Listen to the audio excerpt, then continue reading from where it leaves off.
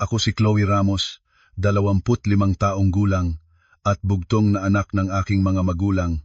Sa aming probinsya sa Batangas, ang pagiging bugtong na anak ay nangangahulugang ikaw lang ang lahat para sa iyong ama at ina, ang nag-iisang lugar na mapupuntahan nila ng kanilang mga pag-asa, takot at pagmamahal.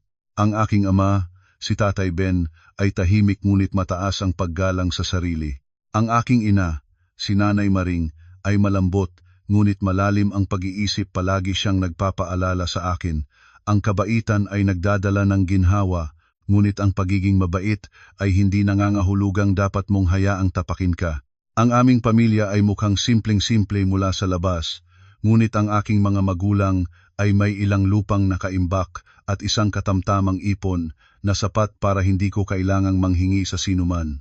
Nag-asawa ako kay Jerry Santos, 28 taong gulang, ilang buwan na ang nakakaraan.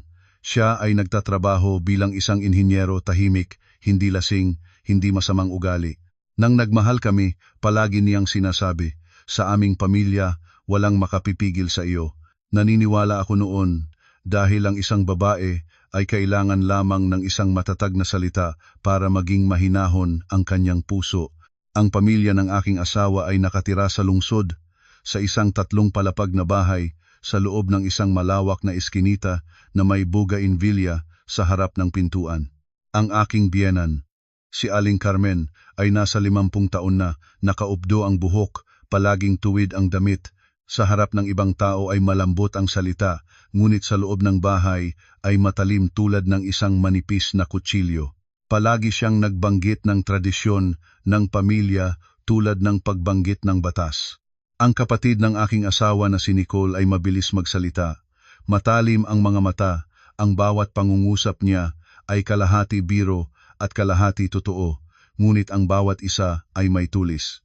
Sa mga unang araw ay sinabi ko sa aking sarili, bagong manugang, kailangan lang magbigay ng konting luwal para maging maayos ang tahanan. Nagising ako ng maaga para magluto ng almusal, minsan ay lugaw na may tinadtad na karne at sibuyas, minsan naman ay pritong itlog at sabaw na malunggay. Si Aling Carmen ay kumakain ng kaunti, ngunit masusing tinitingnan ang bawat bagay.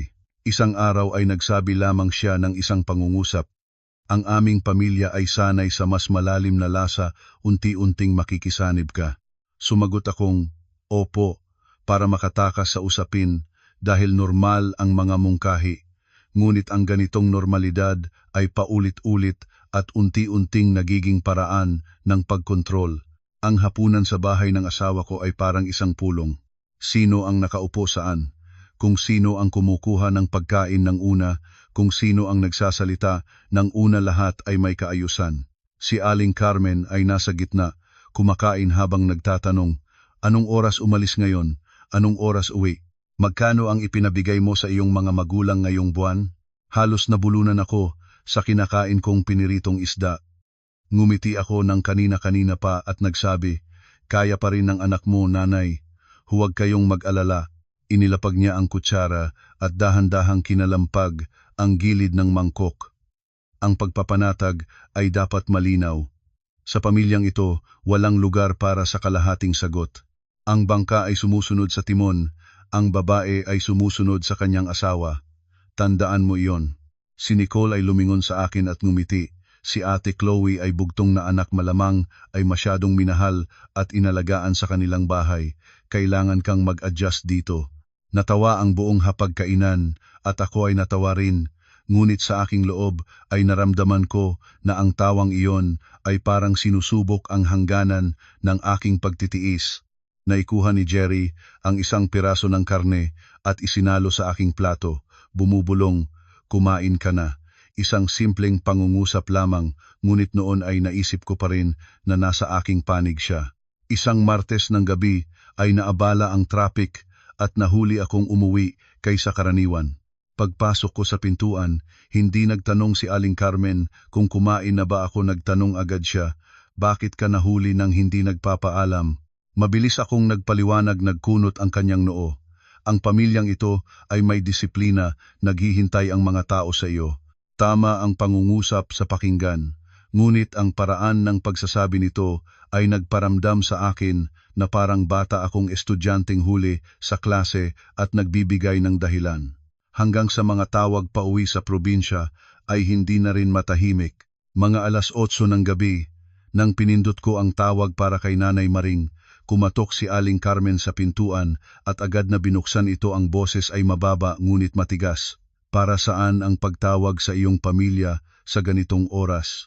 Kapag nasa tahanan ng iyong asawa ka, pag-isipan mo muna ang tahanan ng iyong asawa. Mabilis kong isinara ang tawag at nagsabi, "Opo, tinatanong ko lang kung kumusta ang aking ina." Tuminan niya ako ng 1 minuto bago nagsalita. "Ang mga usapin sa loob ng tahanan, huwag mo itong ilabas sa labas." Naupo ako sa gilid ng kama, mainit ang kamay na may hawak na telepono. Naalala ko ang sinabi ng aking ina sa araw ng kasal, "Panatilihin ang magandang ugali at maayos na pananalita, ngunit panatilihin mo rin ang iyong sariling halaga." Ang isang pagtitimpi ay nagdadala ng 9 na magandang bagay, tama iyon. Ngunit natatakot ako na kapag nakita ng mga tao na palagi kang nagtitiis, aakalain nila na palagi kang mapagtiisan. Mula noon ay nagsimula na akong pansinin ang mga alituntuning hindi nakasulat sa papel. Ang pera sa palengke na ibinibigay ko kay Aling Carmen bawat linggo tinatanggap niya, ngunit palaging nagtatanong, "Bakit ganito karami ngayong linggo? Ano ang binili mo?" Inilabas ko ang mga gamit mula sa bag para makita niya: galunggong para sa kare, kilo ng baboy para sa igado, dahon ng kangkong, ilang kabute, mga kamatis, lahat ay simpleng pagkain. Tinanaw pa rin niya ang bawat isa, saka nagsalita ng isang pangungusap na magaan sa pakinggan, ngunit mabigat ang kahulugan. Ang manugang na gumagastos ay dapat marunong mag-ingat. Ang tahanan na ito ay hindi lugar kung saan bibili ka ng kahit anong gusto mo. Nakatayo akong doon at biglang naramdaman na ang pitaka sa aking kamay ay hindi na pitaka ko. Sa sumunod na hapon, naglagay si Nicole ng isang kahon ng cosmetics sa aking mesa at nagsalitang parang walang pakialam, "Subukan mo ito, ate, kung angkop, ibebenta ko sa iyo sa presyo ng pamilya." Habang nag-aatubili pa ako, ngumiti na siya ng may kakaibang ekspresyon. Ate, tandaan mo, anumang gagamitin mo ay dapat malinaw ang pinagmulan. Ang pinakaibig ng nanay ay ang transparency. Parang biro ang tunog sa pakinggan, ngunit ang paraan ng pagbigkas ni Nicole ng salitang transparency ay nagpaintindi sa akin ng isang bagay. Sa kanilang mga mata, ako ay isang taong kailangang kontrolin mula pa sa simula dahil lang manugang ako. Sa katapusan ng linggong iyon, nagpadala ng mensahe si Nanay Maring, "Gumagaling na ako, ngunit namimiss kita." Paulit-ulit ko itong binasa at naramdaman ang bigat sa aking lalamunan. Binuksan ko ang kalendaryo at tinantya ang daan pauwi sa probinsya. Naalala ko ang sabaw na gawa sa talaba na palagi niyang niluluto, ang mainit na tsaa na palagi namang inihahandang ni Tatay Ben tuwing hapon. Hindi pa ako gumawa ng anumang malaki, ngunit nagsimula na akong magtanong sa aking sarili ng isang tanong: sa ilalim ng isang bubong, hanggang saan maaaring gamitin ng mga tao ang tradisyon ng pamilya para alisin ang karapatang maging anak? Itiniklop ko ang aking telepono, huminga ng malalim at sinabi sa aking sarili, maaaring magtiis, ngunit dapat may hangganan, dahil ang matuwid na puno ay hindi natatakot na mamatay nang nakatayo. Natatakot lamang ito kung patuloy itong gumagalaw at nakalimutan na kung paano tumayo ng tuwid. Isang Huwebes ng umaga, mas maaga akong gumising kaysa karaniwan. Sa labas ay may ambon ang uri ng ulan sa lungsod na sapat lamang para gawing makintab ang daan, parang natatrabahan ng langis. Nagluto ako ng maliit na kanin na may luya at sabaw ng manok para kay Aling Carmen. Iniisip ko na malamig ang panahon at mas mabuti para sa kanya ang mainit na pagkain. Bilang manugang, pinanatili ko ang ugali ng pagiging handa. Hindi ko gustong mapintasan ng kahit sino na tamad ako. Ngunit buong umaga ng araw na iyon, parang may maliit na bato sa aking puso na paikot-ikot. Ang mensahe ng aking ina kagabi ay nandoon pa rin. Gumagaling na ako, ngunit namimiss kita.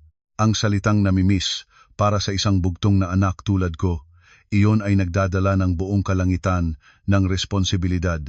Pinili ko ang eksaktong oras ng hapunan para sabihin ito. Sa bahay ng asawa ko, ang hapunan ay ang oras na kumpleto ang lahat si Aling Carmen, Nicole, Jerry at ako. Maayos ang pagkain sa mesa. Habang kinukuha ko ang pagkain para kay Aling Carmen ay maingat na nagsalita ako. Nanay, sa katapusan ng linggong ito, gusto ko sanang pumunta sa probinsya ng isang araw. Ang aking ina ay mahinang-mahina ngayon at gusto ko itong bisitahin. Nagsalita ako ng dahan-dahan ngunit ang kutsara ni Aling Carmen ay inilapag sa mesa ng may maliit na clock na hindi malakas ngunit sapat para tumigil ang lahat. Sa probinsya, tinanaw niya ako mula ulo hanggang paa ni hindi kumukurap. Bagong kasal lang ng 6 na buwan at palagi ka nang nag-uusap tungkol sa probinsya, gusto mo bang sabihin ng mga tao kung ano ang aming pamilya? Mabilis akong nagpaliwanag. Hindi naman ako madalas umuwi. Ang aking ina ay matagal nang may sakit sa likuran at ngayong malamig ang panahon, nahihirapan siya sa pagtulog. Uuwi lang ako para bisitahin siya at agad na babalik. Si Nicole na nakaupo sa tabi ay bahagyang natawa, matatamis ang boses, ngunit malamig ang dating. Sinasabi mo iyon, Ate Chloe, ngunit napapansin ko na palagi kang nagtatanong tungkol sa probinsya. Wala bang kulang sa aming tahanan dito? Parang gusto mong sabihin na naiipit ka rito. Lumingon ako kay Nicole at pinanatili ang tamang pakikitungo. Wala akong ibig sabihin, mahal ko lang ang aking ina. Nagtawid ng mga braso si Aling Carmen at humiligan sa kanyang upuan. Ang pagmamahal sa iyong mga magulang ay hindi pinagbabawal ng sinuman, ngunit kailangan mong malaman ang iyong kalagayan. Ikaw ay manugang ng pamilyang ito. Ang katapusan ng linggo ay para sa pamilya. Ang mga espesyal na okasyon at mga kamag-anak kung wala ang manugang, hindi magandang tignan ng mga tao. Kumukulo ang aking puso. Wala namang espesyal na okasyon sa katapusan ng linggong ito sa pamilya ng asawa ko, wala ring anumang okasyon. Ngunit nagsalita si Aling Carmen na parabang nakatakda na ang isang malaking kaganapan at ako lang ang kailangang dumalo para kumpleto ang presensya. Sinubukan ko pang magsalita ng may katahimikan. Sige, kung may okasyon sa pamilya, aayusin ko ang aking oras, ngunit kung wala, gusto sanang makauwi ng isang araw lamang. Aasikasuhin ko ang aking sariling sasakyan, hindi magbibigay ng abala sa sinuman. O naman kinuha ni Nicole ang isang piraso ng piniritong isda at dahan-dahang ngumihi, paano ang aasikasuhin mo ang sarili mo? Ang pera sa tahanan ay hindi pa malinaw at sinasabi mong aasikasuhin ko ang sarili ko. Kapag narinig ng mga tao yan, mag-iisip sila na kinakalasan tayo. Ang pangungusap na iyon ay parang isang push inilipat ang responsibilidad sa akin habang gumagawa ng bitag sa pamamagitan ng opinyon ng publiko. Bigla akong natulala. Alam ko na hindi ako bihasa sa mga pag-aaway, ngunit nalalaman ko na kung hindi ko ito maaayos ngayon, ang etiketa na hindi malinaw ay magiging tatak na nakadikit sa aking noo. Inilapag ko ang aking kutsara at tumingin ng diretso kay Nicole. Ang aking sweldo ay sarili ko at ang gastos ko sa palengke bawat linggo ay ibinibigay ko sa nanay. Ano ang hindi malinaw doon? Ngumiti ng malamig si Aling Carmen, ngunit ang ngiti na iyon ay walang init. Nakita mo ba? Ilang salita lang ay nagtataas na ng boses. Ang manugang ng aming pamilya ay hindi sanay na makipagtalo. Sinabi ko sa aking puso, nabubuhay sa pamamagitan ng puso at pagmamahal. Ngunit nasaan ang puso at pagmamahal kapag ang paghingi kong makauwi para bisitahin ang aking ina ay tinatrato bilang isang krimen? Si Jerry na nanahimik mula kanina ay nagsalita na, Nanay, hayaan mong pumunta si Chloe ng isang araw, totoo namang mahina ang kanyang ina. Agad na lumingon si Aling Carmen sa kanyang anak. Ikaw ay nagtatanggol sa iyong asawa? Ikaw ba ay anak ko o asawa ng pamilya ng iba? Alam mo ba kung ano ang sasabihin ng mga tao kapag palagi kang sinusundan ng iyong asawa pabalik sa kanyang pamilya? Bagong kasal pa lang at palagi nang gustong umuwi sa probinsya, parang nagpapakita na nagtatampo sa aming pamilya. Namula si Jerry, mahigpit ang hawak sa kanyang kutsara. Nakita ko ang kaguluhang iyon sa kanya, tulad ng isang tao na nakatayo sa harap ng dalawang pintuan at parehong may tumatawag ngunit wala siyang lakas ng loob na pumili. Nagsalita ako ng mahinahon, sinisikap pang mapanatili ang kapayapaan. Nanay, ang pagbabalik ko para bisitahin ang aking ina ay tungkulin ng isang anak. Hindi ko pababayaan ang aming tahanan, isang araw lamang ang hinihiling ko. Agad na pinutol ni Aling Carmen, ang tungkulin ng anak, wala ba itong tungkulin dito? Hindi ba ako ang iyong ina rin? Pumunta ka sa probinsya, ngunit huwag mong sabihin sa amin ang tungkol sa tungkulin. Nagdagdag si Nicole, ang boses ay bahagyang mas mataas para marinig ng lahat. Tama iyon, ate. Kapag nakasal ka na, ang pamilya ng asawa mo ang inuuna. Ang pagiging bugtong na anak ay hindi dahilan para bigyan ka ng espesyal na pribilehiyo. Narinig ko ang dalawang salitang bugtong na anak at naramdaman ang tumo. Ang pagiging bugtong na anak ay hindi isang pribilehiyo, para sa mga paghingi ito ay isang pasanin na hindi maaaring iwanan. Sa mundong ito, ang agila ay may pugad, ang tao ay may pinanggalingan. Ang pagbabalik ko para bisitahin ang aking ina, ano ang masama roon? Lumingon ako kay Jerry, ngayon ay mas malinaw na nagsalita. Jerry, sabihin mo sa akin ng isang pangungusap, pumunta ako para bisitahin ang aking ina. Nakita mo ba akong nagkasala? Binukas ni Jerry ang kanyang bibig at pagkatapos ay dahan-dahang tumigil. Ang kanyang mga mata ay lumipas sa kanyang ina, sa kanyang kapatid na babae, at pagkatapos ay sa akin. Ang hitsura ay para bang nagmamakaawa na huwag akong gumawa ng eksena. Nagsalita siya ng mababa, baka mas mainam kung maghintay ka ng ilang araw para lumambot ang nanay. Tumawa ako nang hindi lumabas sa boses ko, tawa na mapait. Sumagot ako ng dahan-dahan.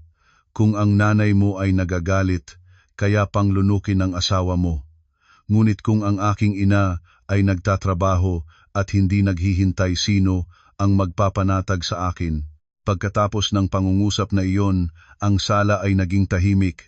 Si Nicole ay nagbago ng posisyon at matatag ang hitsura. Ang sinasabi mo ay labis na dramatiko. Ate, wala namang malaking nangyayari sa iyong ina. Lumingon ako kay Nicole. Ang boses ko ay naging mas matigas. Huwag mong gamitin ang aking ina bilang paksa ng ganyang salita. May mga bagay na hindi maaaring gamiting pangtimbang. Tumayo si Aling Carmen nang biglaan at hinahadlangan ang daan papalabas. Hindi ka pinipigilan ng sinuman, ngunit sinabi ko na kung gusto mong umalis ay kailangan mong sumunod sa tamang proseso. Kung lalabas ka ngayong gabi, isipin mo ang daan pabalik. Tumingan ko siya at sa unang pagkakataon ay malinaw kong nakita na hindi lamang gusto niyang kontrolin ang oras ko. Gusto niyang matakot ako, matakot hanggang sa puntong nakakulong na ako sa aking sariling desisyon. Hindi na ako nagdagdag ng anumang salita, tumango lamang ako ng bahagya na iintindihan ko. Pagkatapos ay lumakad ako, papunta sa kwarto. Si Jerry ay sumunod at humila sa aking kamay, ang boses ay mababa. Magpanatag ka, huwag munang magpunta, makikipag-usap muna ako sa nanay para humingi ng pahintulot. Hinila ko ang aking kamay at tumingin sa kanya. Paulit-ulit ka nang nakikipag-usap, ngunit ang karapatang maging anak ko ay hindi isang bagay na kailangang humingi ka ng pahintulot. Binuksan ko ang aparador at kumuha ng isang backpack, inilapag ko ito sa kama. Kinuha ko lamang ang mga pangunahing gamit. Ilang damit, mahalagang papeles, kaunting cash mula sa aking sariling pitaka, charger ng telepono. Hindi ko kinuha ang kahit anong alahas mula sa kasal, kahit anong bagay na maaaring itawag nilang pag-aari namin. Ang mga taong nagawang magbintang sa aking pamamagitan ng ilang pisong nawala ay maaari ring gumamit ng kahit anong bagay. Isinara ko ang backpack at hinila ang zipper, isang tunog lang, ngunit para sa loob ng bahay, parang tunog ng isang bagay na naputol. Lumabas ako sa sala. Nakatayo pa rin si Aling Carmen doon, ang mga mata niya ay parang sandata.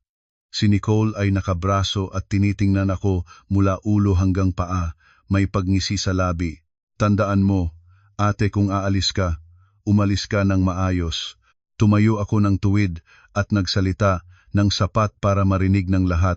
Aalis ako ng maayos dahil hindi ako gumawa ng kahit anong kasalanan. Aalis ako para sa aking ina. Si Jerry ay tumingin sa akin, Ang mga mata ay bahagyang namumula tulad ng isang taong walang magawa. Gusto niyang magsalita ngunit hindi na siya nagsalita. Naiintindihan ko na pinili niyang hanapin ang kapayapaan para sa kanyang sarili. Binuksan ko ang pintuan at lumabas. Madilim na ang gabi, ang hangin ay humampas sa aking mukha. Ngunit kakaiba naramdaman ko ang sarili kong nakahinga ng mas malinaw. Ang mga tao ay nagsasabi na ang luha ay dumadaloy pababa ngunit minsan kung hindi ka magiging malakas para lumangoy pataas, madadala ka ng agos. Mabilis akong lumakad patungo sa dulo ng daanan at tinawagan ang isang grab. Nang dumating ang sasakyan, sumakay ako at mahigpit na niyakap ang backpack. Hindi na ako lumingon. Natatakot akong kung sumilyap man lang ay magiging malambot ang aking loob. At ang pagiging malambot sa mga maling bagay ay ang pagpasok mo sa isang lugar na walang daan pabalik. Huminto ang sasakyan sa harap ng pintuan ng aming tahanan sa probinsya. Narinig ko na ang pag-iyak ng aming aso sa manipis na ulan. Ang amoy ng basa-basang lupa ay lumabas kasama ang usok ng isang apoy mula sa kalapit na bahay. Ang amoy na kapag lumayo ka ay nagsisimula kang maalab. Itinulak ko ang pintuan at pumasok. Kumukubok ang aking puso. Nakatayo si Tatay Ben sa teras, suot ang lumang poncho, hawak ang isang flashlight. Ang sinag ng ilaw ay lumipas sa aking mukha. Hindi siya nagtanong kung bakit ngayong oras, nagsabi lamang siya ng isang pangungusap. Pumasok na. Malamig doon. Si Nanay Maring ay nakahiga sa loob ng silid, nakatabing kumot hanggang dibdibo, maputla ang mukha at may pawis sa magkabilang tabi ng kanyang ulo. Nang makita niya ako, sinubukan niyang ngumiti, ngunit hindi nagtagumpay ang ngiti. Umupo ako sa tabi ng kanyang kama at hinawakan ang kanyang kamay, malamig ang hawak tulad ng basa. Masakit ba, Nanay? Mahinahon siyang huminga. Kaya ko pa, nag-aalalang ako sa iyo na baka madulas sa daan dahil malamig. Lumingon ako sa ibang direksyon para manlunok ng bigat. Ganyan palagi ang pag-aalala ng aking ina, palagi siyang nag-aalala para sa akin bago niya iisipin ang kanyang sarili. Kinuha ko ang mainit na tuwalya at pinunahon ang ulo ng aking ina, pagkatapos ay naghandang mag-apoy sa kusina. Palagi siyang nagsasabi, kapag may sakit sa tahanan, kailangan lang ng apoy na nagsisindi sa kusina at may pakiramdam na may paraan pa. Inilabas ni Tatay Ben ang bag ng gamot mula sa Barangay Health Center sa mesa. Sinabi ng doktor na sciatica at sipon, kailangan uminom ng tama sa tamang oras. Nagsalita si Tatay ng malinaw, walang dagdag na pagtatanong, ngunit sa paraan ng pagtingin niya sa akin, naintindihan ko na nahulaan na niya ang kalahati ng kwento. Ayaw lamang niyang lalo pa akong magulo. Nagluto ako ng lugaw na may bawang at luya. Dagdag na kaunting ginger. Ang amoy ng kumukulo ay nagpainit sa kusina. Dinala ko ang mangkok sa loob ng kwarto at mahinahon na pinainom si Nanay ng kutsara-kutsara. Kumain siya ng ilang subo, ang mukha ay naging mas mahinahon, ang mga mata ay hindi na gaanong nakakaligaw. Nang matulog na muli si Nanay, lumabas ako sa teres. Naroroon si Tatay, nagtitiklop ng baging para maitayo muli ang trellis na naitumba ng hangin. Tahimik ang gabi. Naririnig lamang ang ulan na bumabagsak sa yero at ang mga palaka na tumutugtog mula sa dako ng poso. Hindi tumingin si Tatay sa akin ngunit nagtanong ng mahinahon, masyadong pinipiga ka ng pamilya ng iyong asawa? Nais ko sanang sabihin na wala naman, Tatay, ngunit ang pagsasalitang iyon ay natunaw na bago pa man lumabas sa aking bibig. Dahan-dahan akong huminga at nagsalita ng mababa. Kaya ko pa, ngunit hindi ko gustong mapagtiisan ng ganito. Pinigilan nila akong makauwi para bisitahin kayo. Huminto si Tatay at huminga ng malalim. Bugtong na anak kami lang ang mayroon sa iyo. Kung pinigilan ka nilang bumalik para bisitahin ang iyong ina, malinaw na iyon itinuturing na nila ang ating pamilya bilang mga estranyo. Yumuko ako. Nagsalita pa si Tatay, maikli ngunit matigas. Maaaring magtiis ngunit may hangganan. Kapag tinanaw na ng mga tao ang halaga mo ng mababa ng isang beses, gagawin nila ito muli. Hindi ako sumagot. Naiintindihan ko na ang pinag-uusapan ni Tatay ay hindi lamang tungkol sa isang away, ito ay tungkol sa mahabang landas. Kinabukasan ng umaga, gumising ako ng maaga habang tumitila ang ulan. Lumabas ako sa hardin para pumitas ng mga kamatis at dahon ng siling labuyo, pagkatapos ay nagluto ng mabangong sopas para sa aking ina pagkain para sa Lunas. Umupo si Nanay Maring nang nakasuporta sa ulo ng kama, pagkatapos ng magbabad ng paa, ay huminga siya ng malalim at nagsabi na mas gumagaan na ang pakiramdam. Habang ginagawa ko ito, naramdaman kong nagpapaginaw ang aking puso. Ang pagiging anak minsan ay sapat na ang pagluto ng isang mangkok ng lugaw o paghahanda ng mainit na tubig para maramdaman mong may silbi ka pa. Kumain si Nanay ng manok na sopas na niluto ko at pagkatapos ay hinawakan ang aking kamay. Anak, hindi ko gustong mapagsamahan mo ng masama dahil sa akin, ngunit hindi rin kita gustong makita na lagi kang yumuyuko. Tumingin ako sa kanya. Hindi ako natatakot na mapagsamahan ng masama. Natatakot lamang ako na magsimulang maging ugali ang pagyukod at mawalan na ako ng kakayahang tumayo ng tuwid. Tumango si Nanay, ang mga mata ay namumula. Tama iyon. Sa mundong ito, may paunang salita at may katapusan. Panatilihin ang magandang ugali, ngunit huwag hayaang gamitin ng mga tao ang magandang ugali bilang lubid para kadenahin ka. Nang matulog na ang aking ina sa hapon, tinawag ako ni Tatay sa pantalan. Kinuha niya ang isang lumang kahon ng kahoy at inilapag ito sa mesa. Sa loob ay ilang titulo ng lupa, pahina ng talaan ng pamilya at isang makapal na sobre. Hindi niya ito binuksan, itinulak lamang sa aking direksyon. Hindi kami mayaman, sabi niya, ngunit mayroon kaming pundasyon. Nang ikasal ka, naglagay kami ng halaga para sa iyo, hindi para makipagtunggali sa pamilya ng iyong asawa, kundi para hindi ka maiwanan ng walang lunan kung sakaling kailanganin mo. Nang marinig ko iyon, biglang naging maliwanag ang aking mga mata. Binuksan ko ang sobre, totoong ang halaga na itinago ng aking mga magulang para sa akin. Inilabas ko ang bag ng aking mga papeles mula sa backpack at sama-samang tinabas kasama ng aking ama ang bawat isa.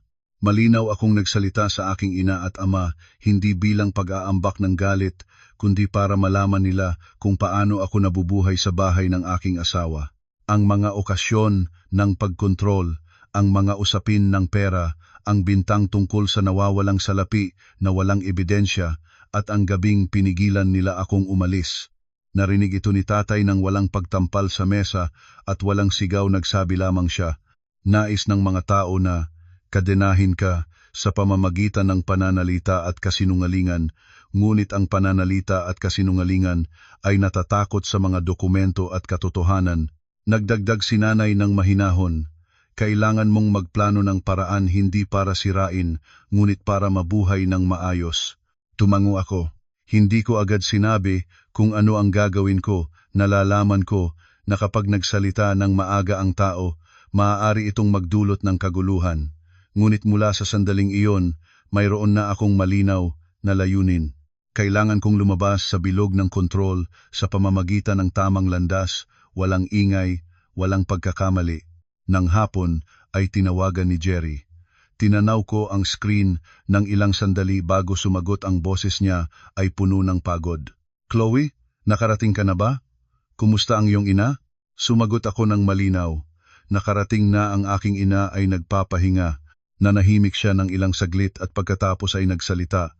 Napakagalit ni Nanay. Sinasabi ni Nicole na umalis ka at inabandona ang tahanan. Sinasabi ni Nanay na itinuturing mong walang halaga ang aming pamilya. Mahinahon akong ngumiti, ngunit hindi ang ngiti na lumabas sa aking mukha. Sumagot ako, umuwi ako para sa aking ina. Kung tinatawag nila iyon na pag-abandona, tinatanggap ko iyon. Huminga ng malalim si Jerry. Alam ko, ngunit dapat din unawain mo ako.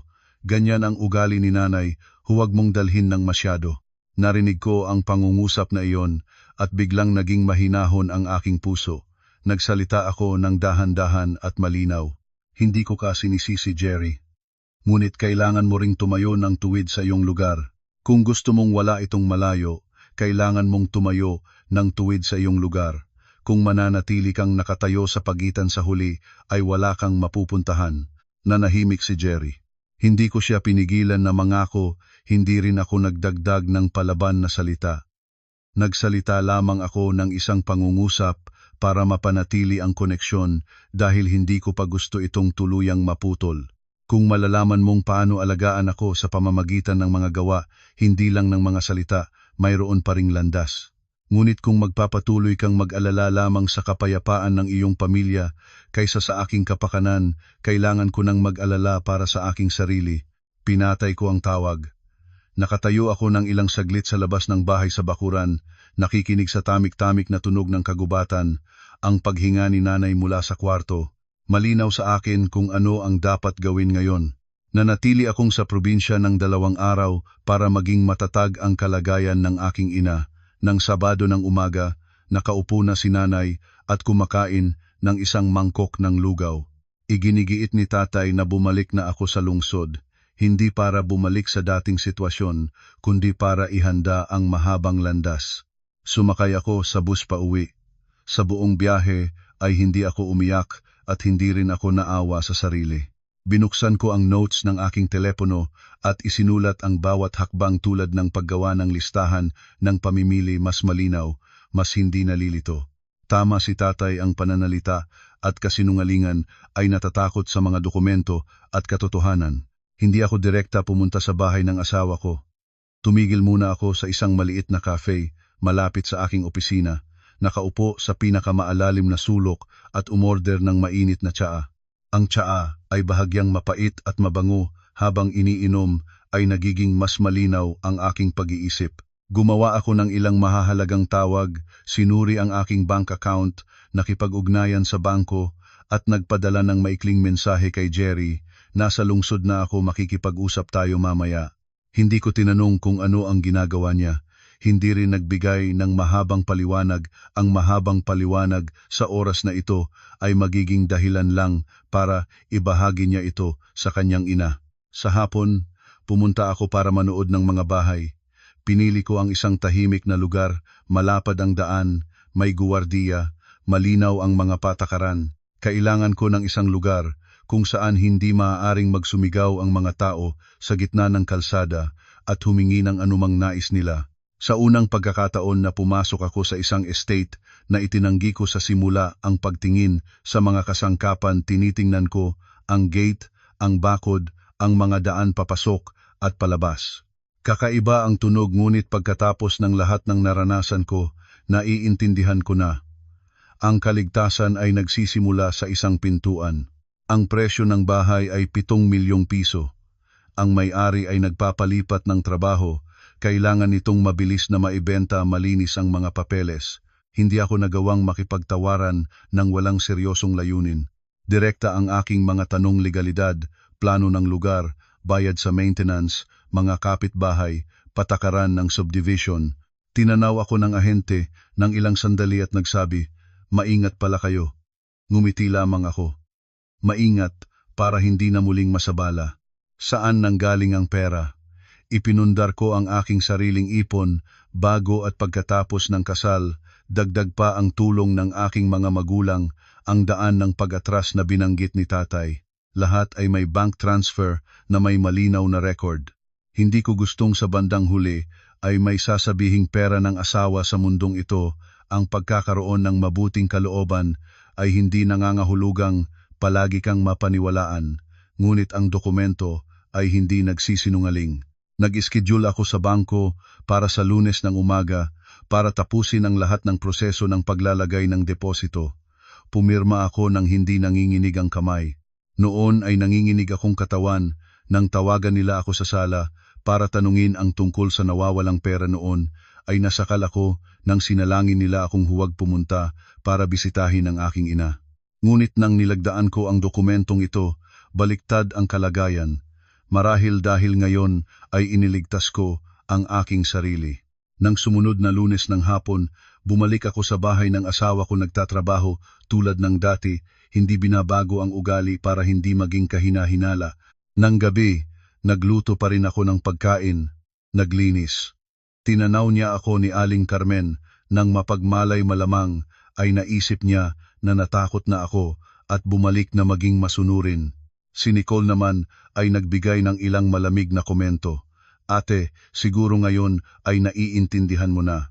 Sumagot lamang akong, "Opo," at nanahimik. Nanahimik para magpanatag sila. Pinili ko ang Miyerkules ng umaga nang si Aling Carmen ay pumunta sa simbahan, nang si Nicole ay abala sa trabaho, at nang si Jerry ay maaga pa lamang na umalis para sa trabaho. Hindi ko gustong magkaroon ng eksena ng pagsisigaw at pag-aaway. Hindi rin ko gustong maging palabas ang paglipat ko sa harap ng mga kapitbahay ng asawa ko. Ang paghihiwalay ay karapatan ko, ngunit hindi ko kailangan itong gawing isang palabas. Humingi ako ng maliit na sasakyan para sa paglipat at sinabihan ang driver, maingat lamang ang paghawak, mga personal na gamit lamang ang dadalhin. Ang mga dinala ko ay ang mga bagay na pag-aari ko. Mga damit, laptop, mga papeles, ilang libro, personal na gamit, lahat ng maaaring matawag na pinagsamang pag-aari ay iniwan ko. Ang singsing sa kasal ay hindi rin ko dinala, inilagay ko ito sa isang maliit na kahon sa drawer kasama ang isang maikling mensahe para kay Jerry. Hindi ako natatakot na mawala ang singsing, natatakot ako na gamitin nila ito bilang dahilan. Bago umalis, nanatili ako sandali sa kwarto. Ang kwartong ito ay dating naisip ko na magiging isang tahimik na lugar, ngunit naging isang lugar pala kung saan natututo akong mag-adapt sa kontrol ng walang pagmamalay. Hindi ako nagwasak ng anuman o kumuha ng labis, maingat akong nag-ayos, pinunasan ang mesa, inayos ang kumot. Sa mundong ito, ang pag-alis ng maayos ay nangangahulugang kahit gusto ng mga tao na magsalita ng masama sa iyo, mahirap silang makahanap ng dahilan. Nag-iwan ako ng maikling mensahe para kay Jerry, malinaw ang bawat salita. Lumipat ako ng pansamantala, hindi ako nagdala ng anumang pinagsamang gamit. Kapag handa kang makipag-usap bilang dalawang nasa hustong gulang, tawagan mo ako. Ngunit kung tatawag ka lamang para ipaabot ang mensahe ng iyong ina at kapatid, huwag na. Isinara ko ang pintuan ng kwarto at bumaba sa sala. Hindi ko ginising ang sinuman, hindi rin nag-iwan ng paalam. Dahil sa tahanan na iyon, ang paalam ay maaaring maging dahilan ng pag-aaway. Dumaan ang sasakyan sa gate ng bagong bahay. Nagtanong ang guwardiya ng pangalan. Binigay ko ang aking pangalan. Ipinakita ang mga papeles. At nilagdaan ang talaan. Ilang hakbang lamang, ngunit naramdaman ko ang gaan. Kakaiba. Sa bahay ng asawa ko, kailangan kong humingi ng pahintulot bago pumunta kahit saan. Dito, kailangan ko lamang sumunod sa patakaran para makapasok. Tinanggap ko ang susi at binuksan ang pintuan. Maluwag ang espasyo, bago pa ang amoy ng pintura. Nakatayo ako sa sala at huminga ng malalim. Hindi dahil nagmamalaki ako sa bagong bahay, kundi dahil sa wakas ay mayroon na akong lugar kung saan walang sino man ang magtatayo ng mga alituntuning hindi ko mapagpasiyahan. Nang hapon ay sinundo ko ang aking mga magulang. Mahinang-mahina pa si nanay, inayos ko ang kwarto sa ibabang palapag para madaling lumipat. Dumating si tatay, tinabas ang buong bahay ng isang ikot. Hindi masyadong nagpuri, nagsabi lamang, malinis, maaaring maayos na pamumuhay dito. Para sa akin, sapat na iyon. Inilapat ni nanay ang kamay sa aking balikat, ang mga mata ay namumula. Napahirapan ka na, anak. Umiling ako. Nagsisimula lang akong mamuhay ng tama, nanay. Nang gabi ay tinawagan ko si Jerry. Mabilis na sumagot siya, ang boses ay nagtataka. Nasaan ka, Chloe? Umuwi ang nanay at wala ka. Nagsalita ako ng dahan-dahan at malinaw. Lumipat na ako. Ang bahay ay nakatayo sa aking pangalan. Ang aking mga magulang ay kasama ko para madaling alagaan ng iyong ina. Mananatili kang mahinahon. Nanahimik sa kabilang dulo ng ilang segundo at pagkatapos ay nagsalita si Jerry. Chloe, bakit hindi mo ito pinag-usapan sa akin bago? Sumagot ako ng hindi mataas ang boses. Matagal na akong naghihintay para makipag-usap sa iyo ng tapat, ngunit sa bawat pagkakataon na kailangan ko ng isang salitang nagtatanggol, pinili mo ang katahimikan. Hindi kita sinisisi, paaasikasuhin ko na lang ang aking sarili. Pinatay ko ang tawag bago pa makapagsalita pa si Jerry. Hindi dahil marahas ako, kundi alam ko na ang patuloy na pakikinig ay magpapalambot sa akin, at ang pagiging malambot sa mga maling bagay ay ang pagpasok ng sarili mo sa isang lugar na walang daan pabalik. Nang gabing iyon ay nahiga ako sa bagong silid, nakinig sa mahinahon na tunog ng air conditioning at sa mahinahon na ubo ng aking ina mula sa katabing kwarto. Hindi ko naramdaman ang sarili kong nanalo sa sinuman. Naramdaman ko lamang na nakamit ko ang unang hakbang para sa aking dignidad. Sa mundong ito, kung alagaan mo ang iyong sarili, kung mapanatili mo ang iyong integridad, iyon ang paraan ng pagprotekta sa iyong sarili. Kinabukasan ng umaga ay gumising ako ng maaga, naghanda ng mainit na tsaa para sa aking ina at binuksan ang bintana para pumasok ang sinag ng araw. Sa bagong bahay, mahinahon ang lahat, maririnig ko ang mga ibon na dumapo sa puno sa harap ng pintuan. Naisip ko na makakalangoy na ako ng malinaw ng ilang araw, ngunit ang buhay ay may paraan ng pagsubok sa iyo ng eksakto sa oras na katapos mong magpanatag. Mga 11:00 ng tanghali, nag-vibrate ng paulit-ulit ang telepono ko. Si Jerry ang tumatawag. Tinanaw ko ang screen ng ilang sandali bago sumagot. Ang boses niya ay nagmamadali. Chloe, nalaman na ni nanay ang adresya at si Nicole ay papunta na. Hindi ako nagulat. Ang aking biyenan ay hindi maaaring magpakasosyo sa mga opisyal na papeles, ngunit alam niya kung paano makakuha ng impormasyon. Kailangan lamang niyang itanong sa ilang kilala o pilitin si Jerry na sabihin ito. Sumagot ako ng malinaw. Kung alam mo na, sabihin mo sa kanila na huwag gumawa ng kaguluhan. Mayroon ding mga patakaran dito. Nag-aatubili si Jerry. Sinabi ko, ngunit ang nanay ay sobrang galit. Sinasabi niya na kailangan mong buksan ang pintuan at makipag-usap. Isinara ko ang tawag. Hindi dahil gusto ko siyang putulin, kundi alam ko na ang patuloy na pakikinig habang siya ay nagmamadali ay magdadala lamang sa aking emosyon. At kung mawasak ang aking emosyon, mabibigo ang lahat. Tumayo ako at sinuri ang gate. Pagkatapos ay tinawagan ang team leader ng subdivision, si Kuya Rafi, ang person na nakakuha ng bilang niya ng araw na natanggap ko ang mga susi. Malinaw at hayagan ang aking sinabi. Posibleng may dadating na mga kamag-anak na gustong gumawa ng kaguluhan sa harap ng aming bahay. Hinihiling ko sanang mayroon na guwardiya na makakatulong bilang saksi at para mapanatili ang kaayusan. Tinanaw niya ako ng aking ina ng puno ng takot. Anak, baka mas mainam na mag-isara ka at huwag lumabas. Hinawakan ko ang kamay ng aking ina. Huwag mag-alala, nanay, hindi ako makikipagtalo. Makikipag-usap lamang ako gamit ang katotohanan. Mga 11:30 ng tanghali, tumunog ang gate. Sa kamera, nakita ko si Aling Carmen nakasuot ng maitim na jacket, nakaupdo ang buhok, namumula ang mukha. Si Nicole ay nakatayo sa tabi niya, hawak ang bag, ang labi ay nakaipit na para bang may inihanda ng magsasabing lahat. Sa likuran ay si Jerry, ang mga balikat ay bahagya pababa, ang mga mata ay nakatungo. Tinalo ni Aling Carmen ang gate gamit ang kanyang kamay, ang boses ay malakas. Buksan mo ito. Pupunta ako sa aking manugang. Hindi ko agad binuksan ang gate. Lumabas ako sa terrace at nanatili sa likuran ng gate, pinanatili ang ligtas na distansya. Pinindot ko ang intercom button at nagsalita ng may katahimikan. Nanay, kung may kailanganing sabihin, sabihin ninyo. Dito ay may mga patakaran para sa kaayusan. Galit at walang humpay ang boses ni Aling Carmen. Anong patakaran? Ikaw ang aking manugang, nagtatago ka mula sa iyong asawa. Lumipat ng walang abiso, wala kang galang. Agad na sumali si Nicole. Ang boses ay mas mataas, sadyang gustong marinig ng mga kapitbahay. Talagang magaling ka, ate. Dinala mo ang mga pag-aari ng aming pamilya at inimbitahan mo ang iyong mga magulang. Nilalayon mo bang ihiwalay si kuya sa aming pamilya? Narinig ko ang dinala mo ang mga pag-aari ng aming pamilya at bahagya akong ngumiti, hindi sa kasiyahan, kundi sa pagiging katatawanang halata ng sitwasyon. Nagsalita ako ng malinaw, wala akong dinala na pinagsamang bagay, may mensahe akong naiwan para kay Jerry, ang bahay ay nakatayo sa aking pangalan. Binago ni Aling Carmen ang tono, pinarami ang mga salita habang tinutugunan ang mga kapitbahay na nagsisimulang tumingala. Nakatayo sa iyong pangalan, saan nanggaling ang pera? Pera ng kasal, pera ng trabaho ng iyong asawa, pera ng aming pamilya iyon. Nanatili akong nakatayo sa terrace nang hindi humakbang pasulong. Sumagot ako ng mahinahon.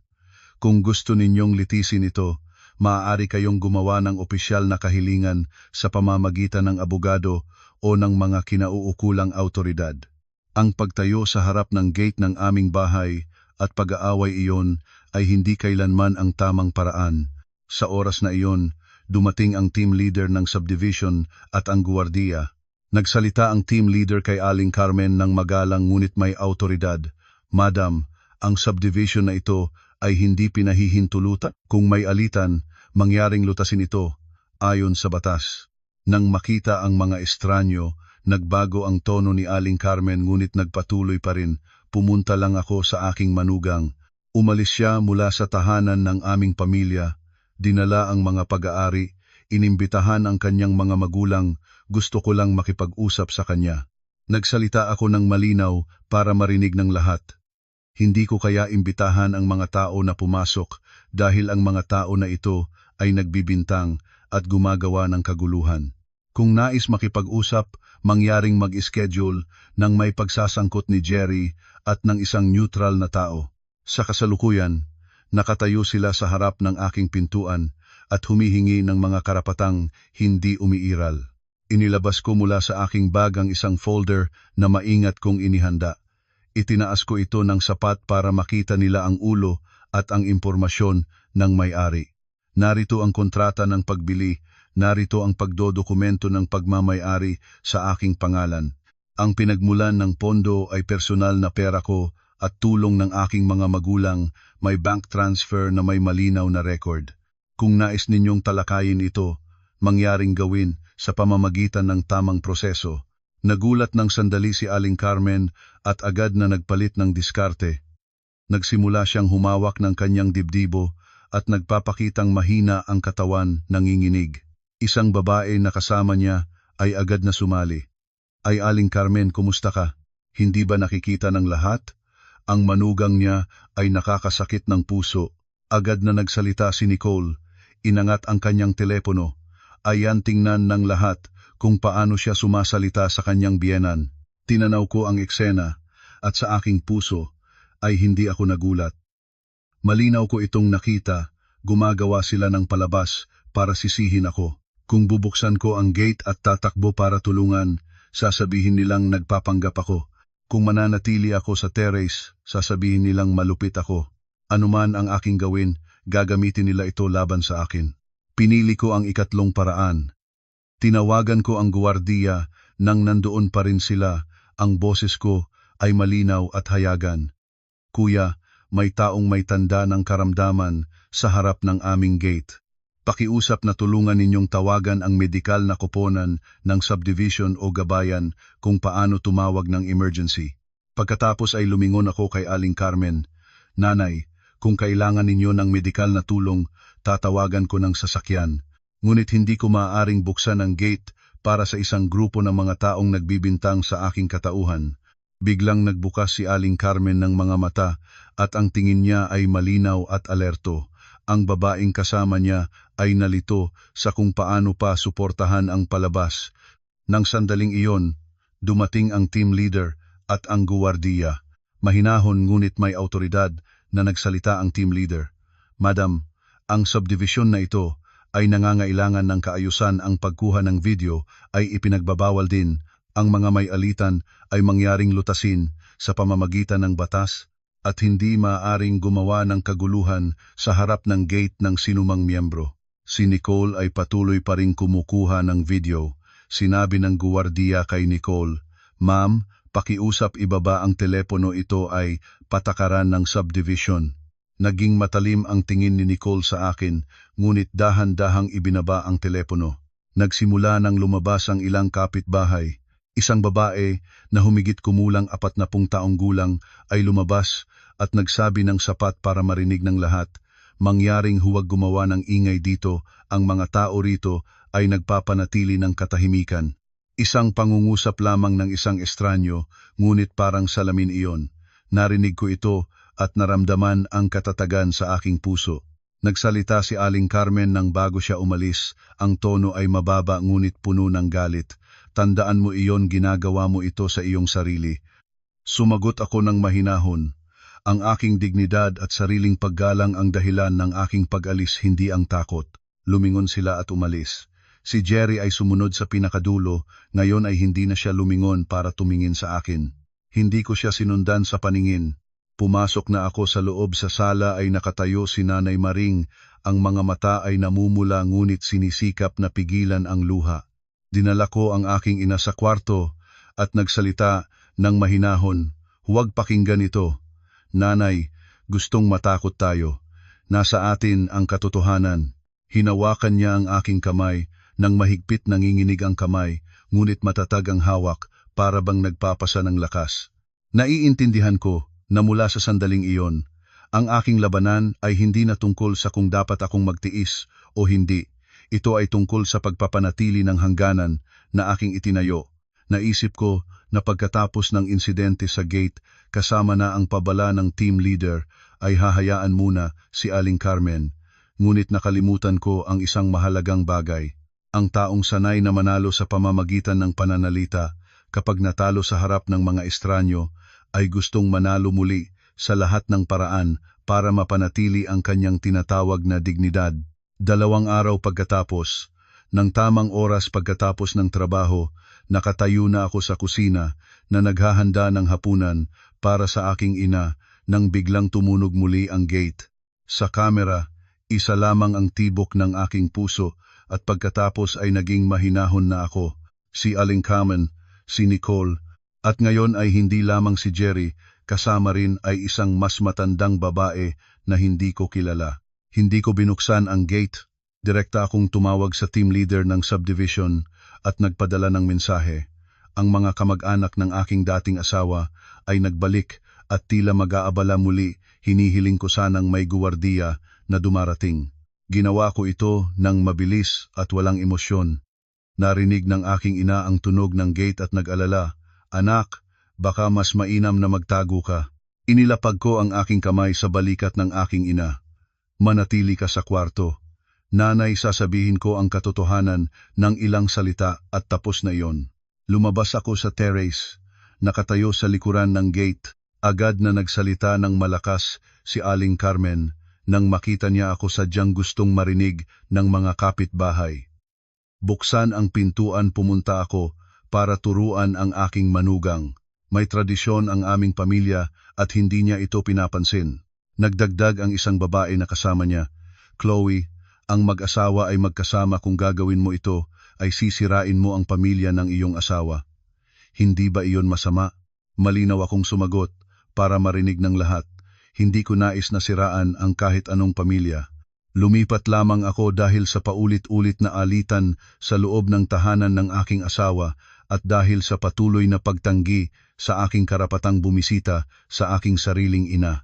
Agad na inangat ni Nicole ang kanyang telepono para kumilos ng walang pahintulot at nagpatuloy sa pagkukuwento. "Heto, mga manonood ang manugang na umalis mula sa kanyang tahanan at ngayon ay tahimik na nakaupo at hindi binubuksan ang pintuan para sa kanyang biyenan."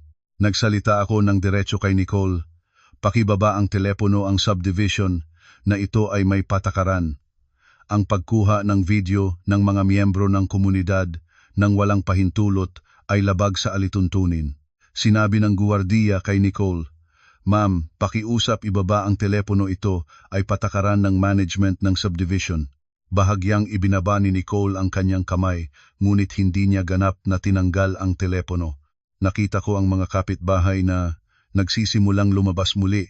Isang matandang lalaki na nanonood mula sa itaas ay nagsabi ng sapat para marinig ng lahat, "Huwag nang gumulo sa subdivision na ito, ang mga tao rito ay may galang."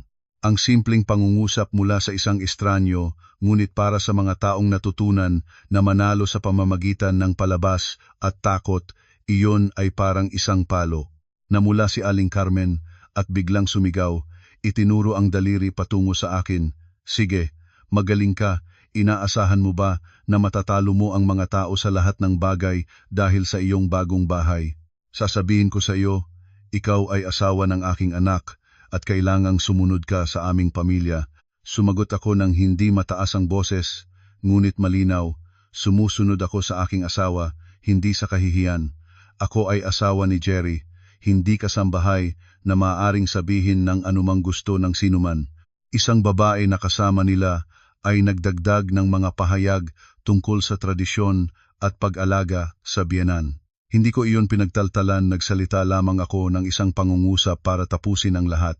Ang isang tunay na tahanan ay may paggalang. Kung ang isang tao ay ipinagbabawal na bumisita sa kanyang ina at tinatrato bilang isang suspek dahil sa nawawalang pera, iyon ay hindi tunay na tahanan. Narinig ni Aling Carmen ang nawawalang pera at bigla siyang natigilan. Nagtangkang magpalit ng paksa, ngunit nagsalita na ang team leader at guwardiya. "Madam, umuuwi na kayo," sabi ng team leader ng mahinahon. "Kung may usapin, mangyaring lutasin sa tamang paraan. Hindi pinahihintulutan ng subdivision ang pagtitipon at kaguluhan." Gusto pang magsalita ni Aling Carmen, ngunit narinig na ng lahat ang boses ng guwardiya at ng team leader at nakita na ng mga kapitbahay ang buong eksena. Ang thirsty ay naglaho sa pagkalabas ng katotohanan at ng kaayusan. Bago umalis, itinuro ni Aling Carmen ang kanyang daliri sa akin. Ang boses ay mababa ngunit mapanganib. "Tandaan mo, malalaman mo sa bandang huli kung sino ang tama." Sumagot ako ng mahinahon. "Ang katotohanan ang magpapatunay nito, hindi ang sigaw." Lumingon sila at umalis.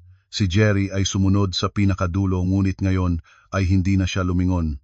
Pumasok ako sa loob. Si Nanay Maring ay nakatayo sa pasilyo. Ang mga mata ay namumula ngunit sinisikap na pigilin ang luha. Dinala ko siya sa kwarto at nagsalita ng mahinahon. "Huwag pakinggan ito, Nanay, gusto lang nilang matakot tayo." Hinawakan niya ang aking kamay, nanginginig ngunit matatag ang hawak, para bang nagpapasa ng lakas na hindi kailangang isalita. Sa aking puso, isang bagay ay naging malinaw. Kung patuloy silang gumawa ng kaguluhan, patuloy na magbibintang, patuloy na gagamit ng pananalita para pilitin ako, hindi na ako magtatayon ng depensa lamang. Ilalabas ko ang lahat sa pamamagitan ng tamang proseso para ang sino mang gustong magsalita ay kailangan nilang batayan ang katotohanan. Kinabukasan ng umaga, dinala ko ang aking ina para sa follow-up na medikal. Pinili ko ang pinakamagang oras para hindi siya masyadong matagal maghintay. Si Nanay ay tahimik sa panahon ng biyahe. Tinatanaw ang labas ng bintana. Habang mas tahimik siya, lalo ko siyang naaawa. Ang matandang tao kapag may sakit na, ang pinakakailangan nila ay kapayapaan, ngunit dinala ko siya sa gitna ng kaguluhan na hindi nararapat sa kanya. Pagbalik sa bahay, habang itinatago ang bag ng gamot, nag-vibrate ang telepono ko. Si Jerry. Hindi ko ito agad sinagot. Hinintay ko ito na tumunog ng isang beses pa, huminga ng malalim, at pagkatapos ay sinagot. Ang boses niya sa kabilang dulo ay pagod at mahinahon na tulad ng isang taong walang tulog. "Chloe, maaari ba tayong magkita? Ang isang kahilingan lang, makikipag-usap ako sa iyo ng tapat." Nagtanong ako ng malinaw. "Saan?" Agad siyang sumagot. "Sa gate ng aming bahay sa labas." "Maaari ko ba?" Huminto ako ng isang segundo. Hindi ko gustong papasok siya sa loob ng bahay habang ang lahat ay maaari pang baguhin. Hindi rin ako gustong magkita sa isang cafe malapit sa subdivision, baka may sumasamang kasama niya. Pinili ko ang pinakamalinaw na paraan. Tumayo ka sa side gate sa tabi ng guwardiya on time, 15 minuto. Walang iyong ina, walang iyong kapatid. Kapag sang-ayon ka, pumunta ka na. Nanahimik siya ng isang saglit at pagkatapos ay nagsabi, "Sang-ayon." Nagpalit ako ng jacket, sinabihan si Nanay Maring na manatili sa kwarto at lumabas. Naroroon na si Jerry. Ang katawan niya ay bahagya ng payat, ang mga mata ay namumula. Tumingin siya sa akin na para bang gustong sabihin ang marami, ngunit napigilan ng sarili at tanging isinang tanong lamang, "Okay ka ba?" Hindi ako sumagot ng may emosyon. Diretso akong nagtanong, "Bakit ka tumawag?" Para sabihin ang ano. Ibinuhat niya ang kanyang kamay para hawakan ang kanyang buhok. Ang boses ay nagtatambal-tambal. Nagpuputol pala ang loob ko dahil sa Nanay at kay Nicole. Sinabi ko na, ngunit ang Nanay ay sobrang mainit. Nagsabi siya na hindi niya inaalagaan ang mga papeles, na aalaala lamang niya kung ikaw ay babalik o hindi. Sinabi rin niya na kung susundin kita, ay mawala na sa kanya ang kanyang anak. Hindi na ako ngumiti pa. Nagsabi lamang ako ng mahinahon, kaya pumunta ka rito para makipag-usap sa akin o para dalhin ang mensahe ng iyong ina. Mabilis niyang iniiling ang ulo. Hindi pumunta ako, dahil pagod na ako. Ayaw ko nang mabuhay, nang lagi akong hinihila ng dalawang panig. Tumingan ko siya ng diretso walang paikot-ikot. Jerry, paulit-ulit ko nang sinasabi sa iyo ang aking 3 kondisyon. Magagawa mo ba ito?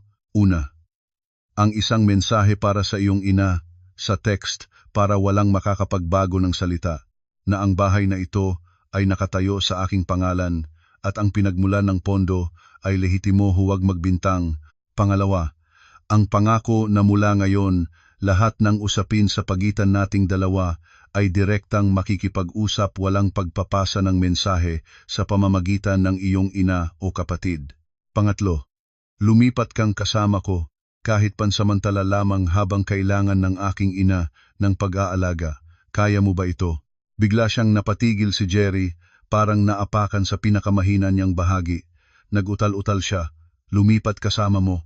Kung malalaman ito ng nanay, ay mabibigla siya. Tumingan ko siya ng mahinahon, ngunit tiyak. Nagulat ang iyong ina at ako. Ilang beses na akong nagulat dahil tinawag nila akong tulad ng isang suspek. Ilang beses na akong nagulat dahil tinanggihan nila ang aking karapatang bumisita sa aking ina. Nag-aalala ka sa pagkabigla ng iyong ina, sino ang mag-aalaga sa akin? Nanatiling nakatayo si Jerry nang walang imik. Hindi ko siya pinigilan o pinahiya. Iniwanan ko lamang ang espasyo para harapin niya ang katotohanan. Ang mga tao ay nagsasabi na ang pagmamahal ay binibigyan ng pahintulot, ngunit may mga uri ng pagmamahal na katahimikan lamang. Hindi ito nagtatampal ng balat, tinatampal nito ang dignidad. Pagkatapos ng sandali, nagsalita siya nang parabang nakikipit sa isang bagay na kumukupad na, kung magagawa ko ang mga bagay na iyon, babalik ka ba? Sumagot ako nang hindi nagbibigay ng maling pag-asa. Hindi ako nangangako na babalik. Sinasabi ko lamang na kung nagagawa mo ang mga ito, isa sa alang-alang ko, dahil hindi ko gustong mabuhay sa isang kasal kung saan ang lahat ay kailangan pang hintayin na payagan ng iyong ina. Tumango si Jerry, ang mukha ay sabay na takot at pagod. Kailangan ko ng oras. Tumingan ko siya ng mahinahon. Ang oras ay hindi nag-aayos ng anumang bagay kung patuloy kang umiiwas.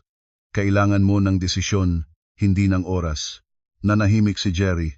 Alam kong nasasaktan siya ng salitang iyon, ngunit ang sakit ay nagpapagising.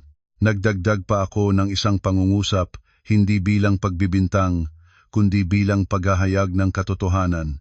Ikaw ang aking asawa. Hindi mo maaaring sabay na gusto akong manatili at hayaan akong tumanggap ng mga pag-atake ng mag-isa.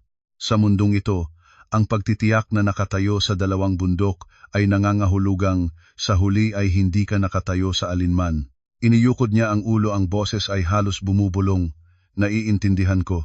Hindi ko hinaba ang usapin, pinanatili ang eksaktong 15 minuto. Lumingon ako at humakbang patungo sa loob ng bahay. Bago makapasok sa gate, narinig ko siyang tumawag sa aking pangalan, Chloe. Tumigil ako ngunit hindi ganap na lumingon. Mahal kita, talagang mahal kita. Nanatili akong nakatayo ng isang saglit. Ang pagmamahal maaaring totoo iyon, ngunit hindi ko sinagot gamit ang mga salitang magpapanatag sa kanya. Sumagot ako ng totoo at kalmado.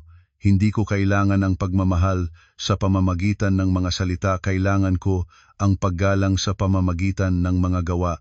Pumasok ako sa loob at isinara ang gate. Sa sala, nakatayo si Nanay Maring sa pasilyo, ang mga mata ay namumula, ngunit sinisikap na pigilin ang luha.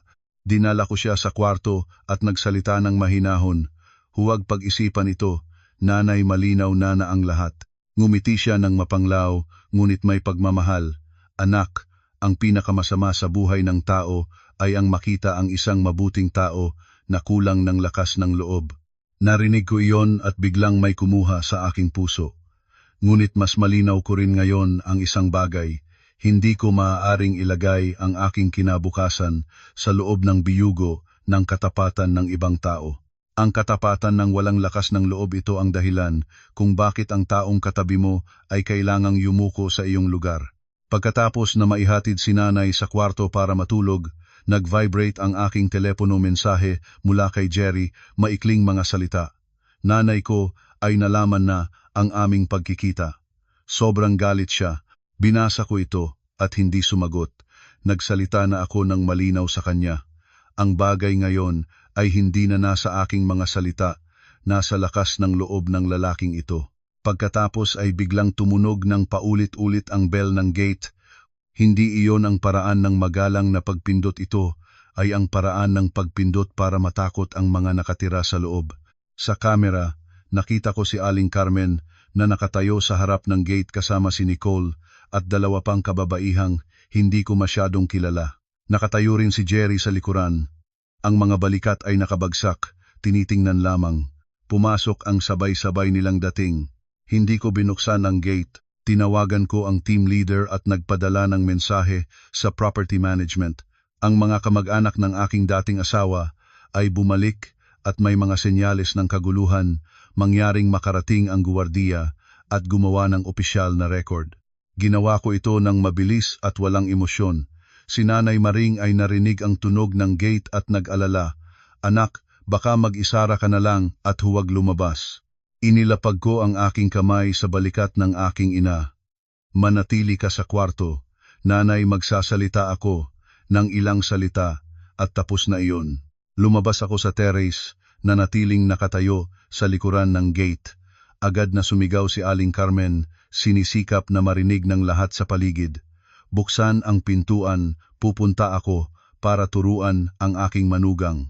May tradisyon ang pamilyang ito at hindi niya pinapansin. Isang babae na kasama niya ay nagdagdag, ang boses ay mataas. "Chloe, ang mag-asawa ay magkasama. Kung gagawin mo ito, ay sisirain mo ang pamilya. Hindi ba iyon kasalanan?" Malinaw akong sumagot para marinig ng lahat. Hindi ko nais na siraan ang kahit anong pamilya. Lumipat ako dahil sa paulit-ulit na alitan at sa patuloy na pagtanggi sa aking karapatang bumisita sa aking ina. Si Nicole ay agad na inangat ang telepono at nagsimulang mag-record ng walang pahintulot, nagsasalita na parang nagsasalaysay. Tingnan ninyo, ang lahat ang manugang na umalis mula sa tahanan ay tahimik na nakaupo at hindi binubuksan ang pintuan para sa kanyang biyenan. Nagsalita ako ng diretso kay Nicole. "Pakiusap, ibaba ang telepono. Ang subdivision na ito ay may patakaran, ang pagkuha ng video ng mga miyembro ng komunidad nang walang pahintulot ay labag sa alituntunin." Sinabi ng guwardiya kay Nicole, "Ma'am, pakiusap ibaba ang telepono, patakaran ng management iyon." Ibinaba ni Nicole ang kanyang telepono, ngunit ang tingin niya sa akin ay puno ng galit. Nagsimulang lumabas ang mga kapitbahay, ang mga taong naninirahan sa tahimik na subdivision na ito. Isang matandang babae na nakatira sa bahay sa katapat ay lumabas at nagsabi ng sapat para marinig ng lahat, mangyaring magsalita ng mas tahimik, ang mga tao dito ay nagpapanatili ng kapayapaan.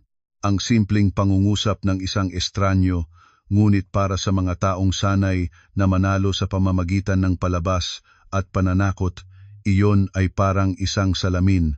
Narinig ko ito at naramdaman ang katatagan sa aking puso.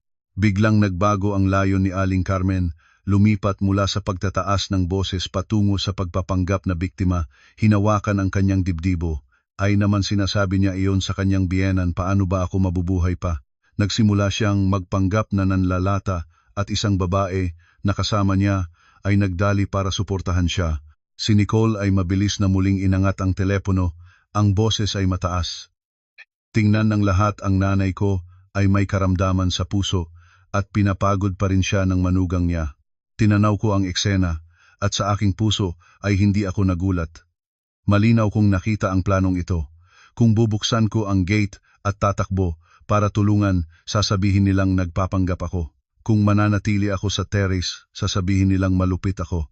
Anuman ang gagawin ko, gagamitin nila ito laban sa akin. Kaya naman pinili ko ang ikatlong daan. Tinawagan ko ang guwardiya, nang nandoon pa rin sila, ang boses ko ay malinaw at hayagan. "Kuya, may taong may tanda ng karamdaman sa harap ng aming gate." Pakiusap na tulungan ninyong makipag-ugnayan sa medikal na koponan ng subdivision o gabayan kung paano tumawag ng emergency. Pagkatapos ay lumingon ako kay Aling Carmen. Nanay, kung kailangan ninyo ng medikal na tulong, tatawagan ko ng sasakyan. Ngunit hindi ko maaaring buksan ang gate para sa isang grupo ng mga taong nagbibintang sa aking katauhan. Bigla na namang bumukas si Aling Carmen ng mga mata at ang tingin ay malinaw at alerto. Ang babaeng kasama niya ay naguluhan na kung paano pasuportahan ang palabas. Nang sandaling iyon, dumating ang team leader at ang guwardiya ng subdivision. Mahinahon ngunit may autoridad na nagsalita ang team leader.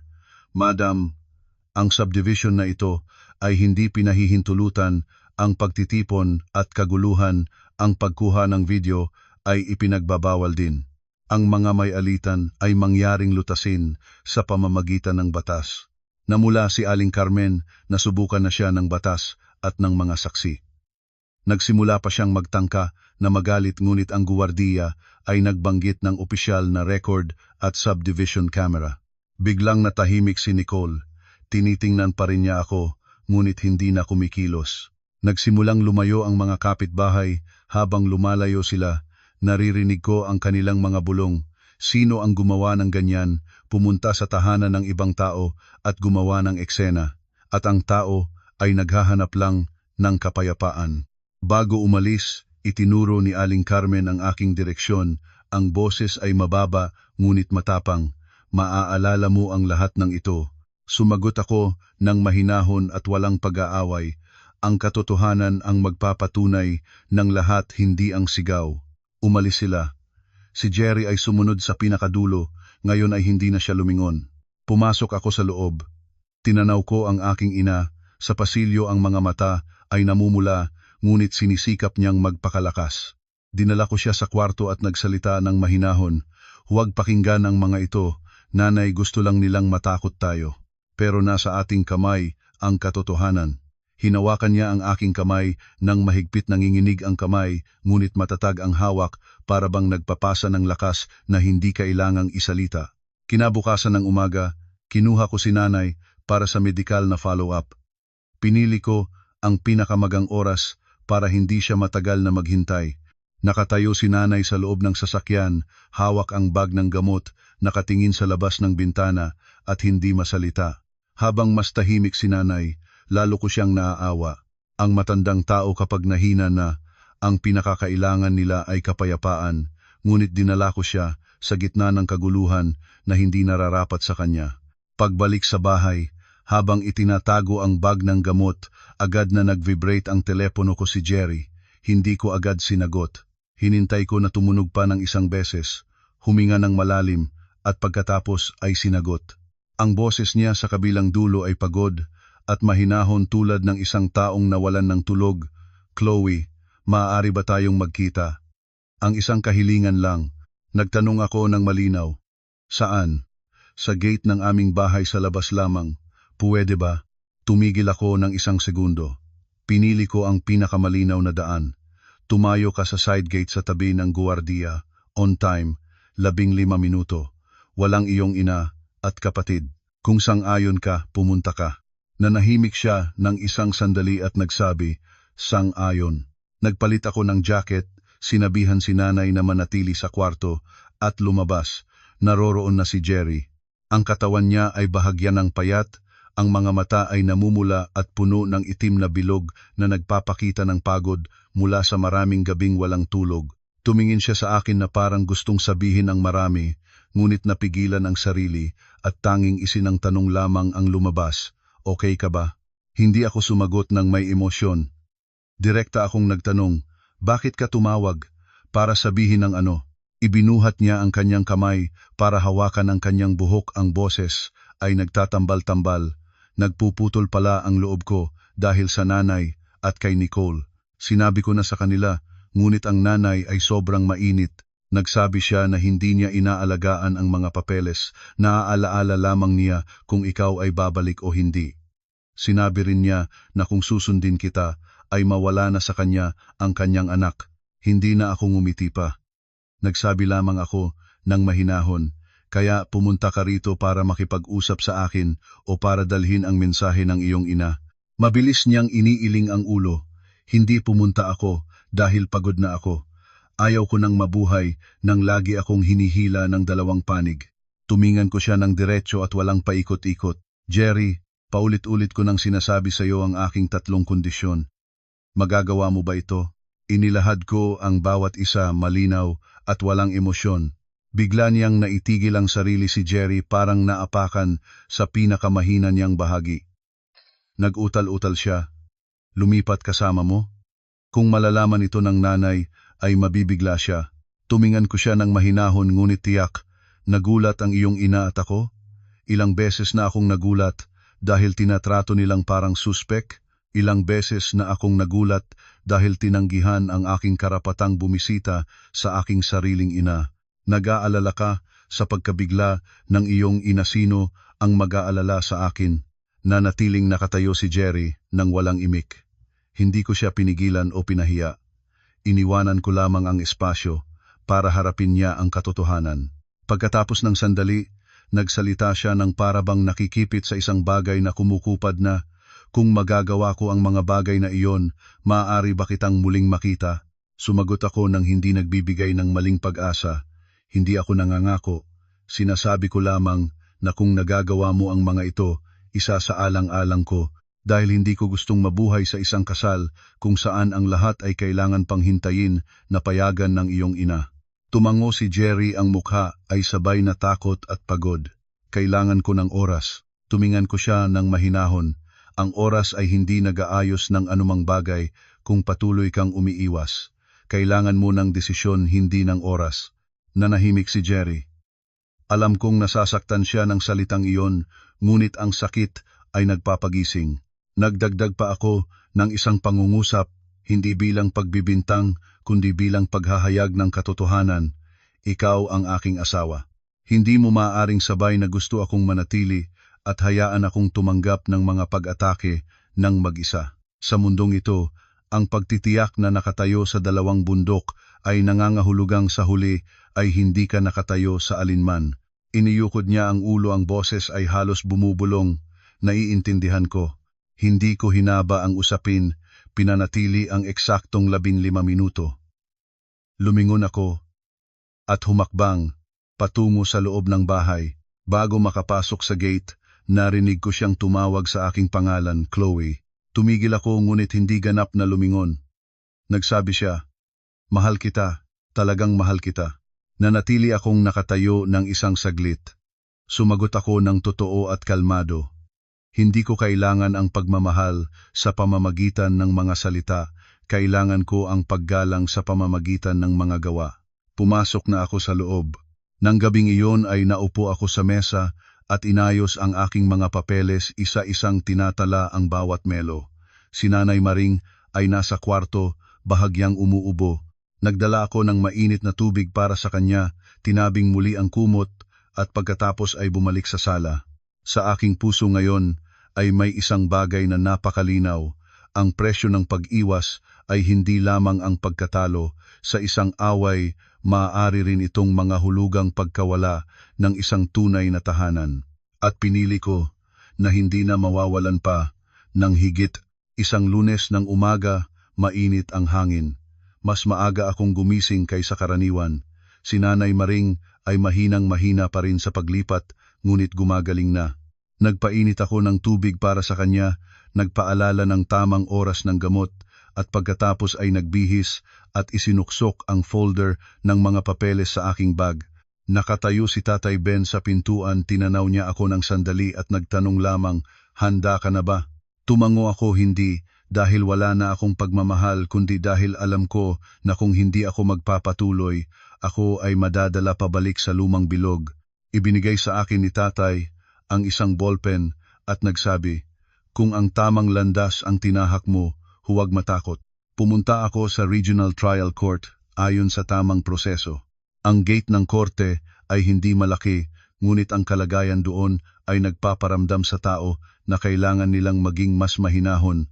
Pumunta ako sa reception, kumuha ng numero, at naghintay.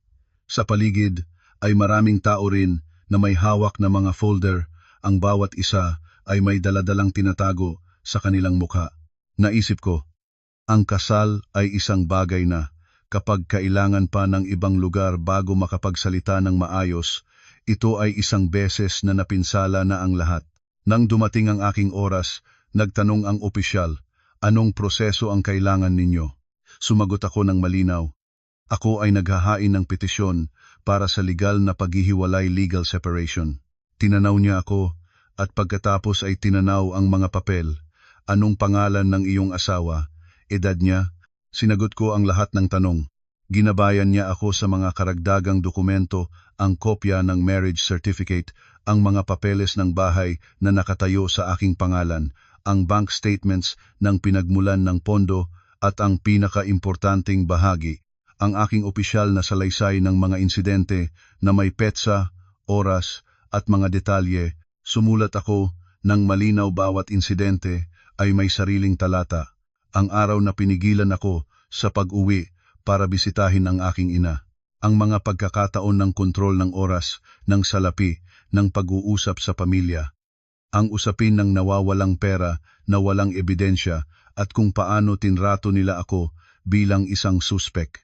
Ang dalawang pagkakataon na pumunta ang pamilya ng aking asawa sa harap ng aming gate at gumawa ng kaguluhan na may mga saksi mula sa team leader at guwardiya.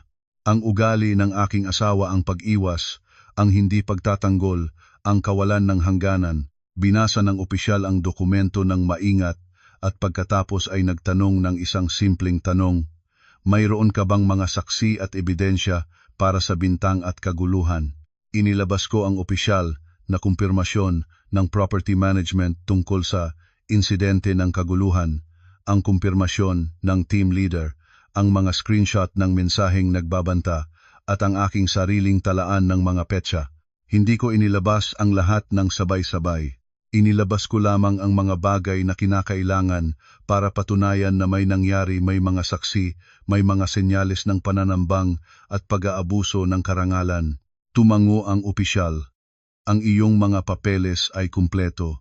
Tatawagan ng korte ang parehong panig para sa mediasyon. Lumabas ako sa silid, mabilis ang tibok ng puso, ngunit maliwanag ang isipan. Hindi ko naramdaman ang sarili kong nakikipagtunggali. Naramdaman ko ang sarili kong tumakas mula sa isang siksikang kwarto gamit ang tamang susi. 3 araw pagkatapos, nagpadala ang korte ng abiso para sa unang sesyon. Hawak ko ang papel na iyon at bahagya na nanigas ang puso ko, hindi dahil takot sa korte, kundi dahil sa pakiramdam ng pag-upo ng katapat ang taong dating tinatawag ko bilang asawa sa isang malamig at formal na espasyo. Ayon sa kasunduan, maaga akong dumating 10 minuto bago ang oras. Hindi pumasok si tatay, kasama ko na natili siya sa labas ng gate at nagsabi lamang, ikaw ang magsasalita, ikaw ang mananagot sa iyong sarili. Nandito lang ang tatay mo sa labas. Ang pangungusap na iyon ay nagpalakas sa akin, hindi ginawa ng aking ama ang lahat para sa akin. Nakatayo lamang siya sa likuran ko tulad ng isang haligi. Naghintay ako. Mga 10 minuto pagkatapos, pumasok si Jerry. Nakasuot siya ng polo shirt ngunit kulubot ang tahi, magulo ang buhok at walang pag-iingat tulad ng dati. Kasama rin si Aling Carmen. Nang makita niya ako, agad siyang tumingin sa akin ng matalas. Si Jerry naman ay tumingin pababa. Sinabihan ng opisyal ang lahat ng pumasok sa silid. Ito ay isang lugar ng trabaho, mangyaring mapanatili ang kaayusan at huwag maingay. Agad na nagsalita si Aling Carmen, tulad ng nagpapalabas. Ako ang biyenan niya, ang manugang ko ay gumawa ng mga bagay na nagpapahiya sa aming pamilya. Bumili siya ng bahay na 7 milyon nang hindi sinabihan ang asawa niya. Inimbitahan ang kanyang mga magulang na manirahan doon at sinisira ang aming pamilya. Agad na pinutol ng opisyal ang kanyang pananalita. Ang legal na paghihiwalay ay usapin ng mag-asawa, ang mga kamag-anak ay maaaring sumama, ngunit hindi maaaring kumatawan sa lugar ng isa sa mag-asawa. Natahimik si Aling Carmen ng isang saglit, lumingon kay Jerry at nagbigay ng utos. Magsalita ka na. Si Jerry ay tumingin sa akin, ang boses ay mahinahon. Chloe, kinakailangan ba ito? Mag-asawa pa rin tayo. Hindi ako sumagot ng may emosyon. Nagtanong lamang ako. Sabihin mo sa opisyal nang pumunta ang iyong ina at kapatid sa aming bahay para gumawa ng kaguluhan at magbintang ano ang ginawa mo para itigil ito. Si Jerry ay napatigil. Lumingon siya sa kanyang ina agad na nagalit si Aling Carmen. Pumunta ako sa tahanan ng aking manugang, iyon ay karapatan ko. Sinabihan ng opisyal si Aling Carmen na mapanatili ang kaayusan. Lumingon ako sa opisyal at nagsalita ng malinaw at walang pag-atake. Isinumite ko ang petisyon para sa legal na paghihiwalay dahil ang buhay na pinagsama namin ay wala na ng pundasyon ng paggalang. Pinigilan ako sa pagbisita sa aking ina, pinagbintangan ako ng walang ebidensya at paulit-ulit na ginawang biktima ng kaguluhan. Lahat ng ito ay may mga saksi. Ang aking asawa ay walang ginawa para itigil ito ni upang magtayo ng malinaw na hangganan. Kaya ang aming buhay na pinagsama ay hindi na maaaring magpatuloy sa ganitong kondisyon. Ang aking kahilingan ay simple pananatili ng bahay na nakatayo sa aking pangalan bago pa man ang aming kasal at ang karapatan na mabuhay ng may kapayapaan, walang pag-aabuso at pagbibintang. Isinumite ko ang opisyal na kumpirmasyon ng property management, ang kumpirmasyon ng team leader at ang aking mga bank statements. Nagsalita ako ng malinaw at maigsi, hindi nagkukuwento kung gaano ako kahirap dahil alam ko na dito ay hindi mito-mito ang paghusga. Nagtanong ang opisyal kay Jerry, anong reaksyon mo sa ipinakita at sinabi ni Chloe? Nag-utal-utal si Jerry. Siya ay may maling pagkaunawa, ang aking ina ay may galit, ngunit hindi nangangahulugang. Nagtingin ako ng diretso sa kanya, kung may maling pagkaunawa ang tamang paraan ay ang pagwawasto. Nagtakda na ako ng hangganan, may nagawa ka bang konkretong hakbang? Nanahimik si Jerry. Nanahimik siya tulad ng lahat ng iba pang pagkakataon, ngunit sa pagkakataong ito, ang katahimikang iyon ay nasa gitna ng isang opisyal na proseso sa harap ng isang kinatawan ng batas. Hindi ito pag-iwas lamang, naging sagot na ito. Sinubukan pa ni Aling Carmen na baguhin ang daloy. Ang manugang ay dapat sumunod sa pamilya. Ng asawa niya, inimbitahan niya ang kanyang mga magulang na manirahan doon, iyon ay mali. Hindi na ako lumingon sa kanya para makipagtalo, nagsalita lamang ako sa opisyal. Inimbitahan ko ang aking mga magulang dahil may sakit ang aking ina at kailangan niya ng pag-aalaga. Iyon ay isang gawa ng mabuting anak, wala akong sinasakal o sinasalungat na sinuman. Nagpakopya ang opisyal at pagkatapos ay nagsalita ng malinaw. Sa kaso ng legal na paghihiwalay, tinitingnan ng korte ang mga aktwal na insidente, ang saloobin ng parehong panig at ang mga dokumento. Kung ang buhay na pinagsama ay hindi mapanatili sa kasalukuyan, maaaring aprubahan ang legal na paghihiwalay. Bibigyan ng korte ang parehong panig ng ilang sandali para mag-usap ng pribado. Lumabas kami ng opisyal sa silid. Nagsalita si Attorney Ramirez, ang abogado na inirerekomenda ng aking ama ng mahinahon. Nakita mo ba?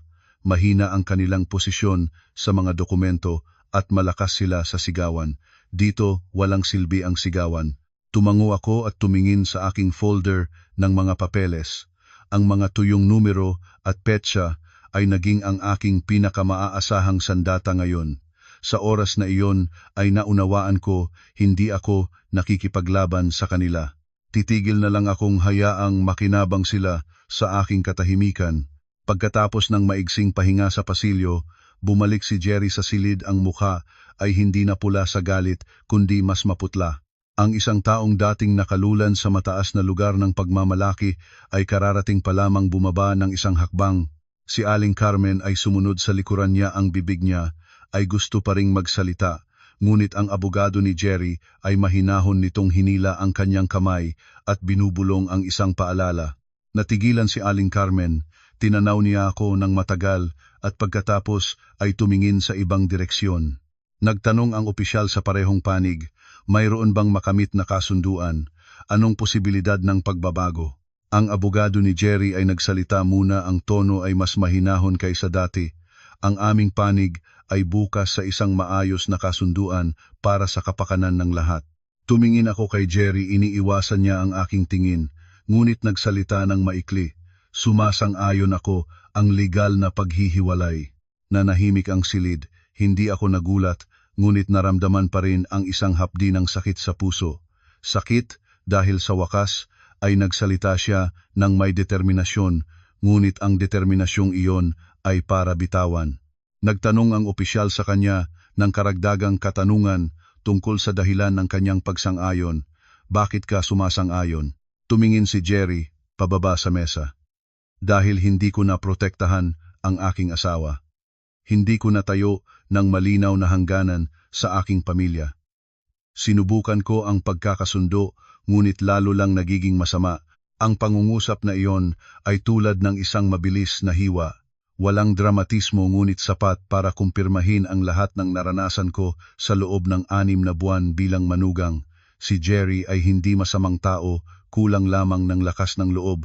At ang kakulangan ng lakas ng loob na iyon sa buhay may asawa ay maaaring maging mas malupit kaysa sa kasamaang sadyang ginagawa dahil pinalagi nitong natanggap ng taong katabi mo ang mga hambalos nang hindi alam kung saan, hudyat para tumigil. Nagtanong sa akin ang opisyal ng karagdagang impormasyon tungkol sa ari-arian at tirahan. Malinaw akong sumagot. Ang bahay na 7 milyong piso ay nakatayo sa aking pangalan mula sa aking sariling ipon at tulong ng aking mga magulang na may malinaw na bank record. Wala akong hinihiling na ibahagi mula sa panig ni Jerry. Hinihiling ko lamang ang karapatang mabuhay ng may kapayapaan, walang pag-aabuso at pagbibintang. Nagpakopya ang opisyal at pagkatapos ay nagsalita ng malinaw. Sa kaso ng legal na paghihiwalay, ang dalawang panig ay mananatiling mag-asawa sa ilalim ng batas, ngunit mangarahal ng magkahiwalay. Ang mga obligasyon ng paggalang at hindi pag-aabuso ay nananatili. Kung may pang-aabuso, ito ay maaaring itrato ayon sa mga patakaran. Tumango ako.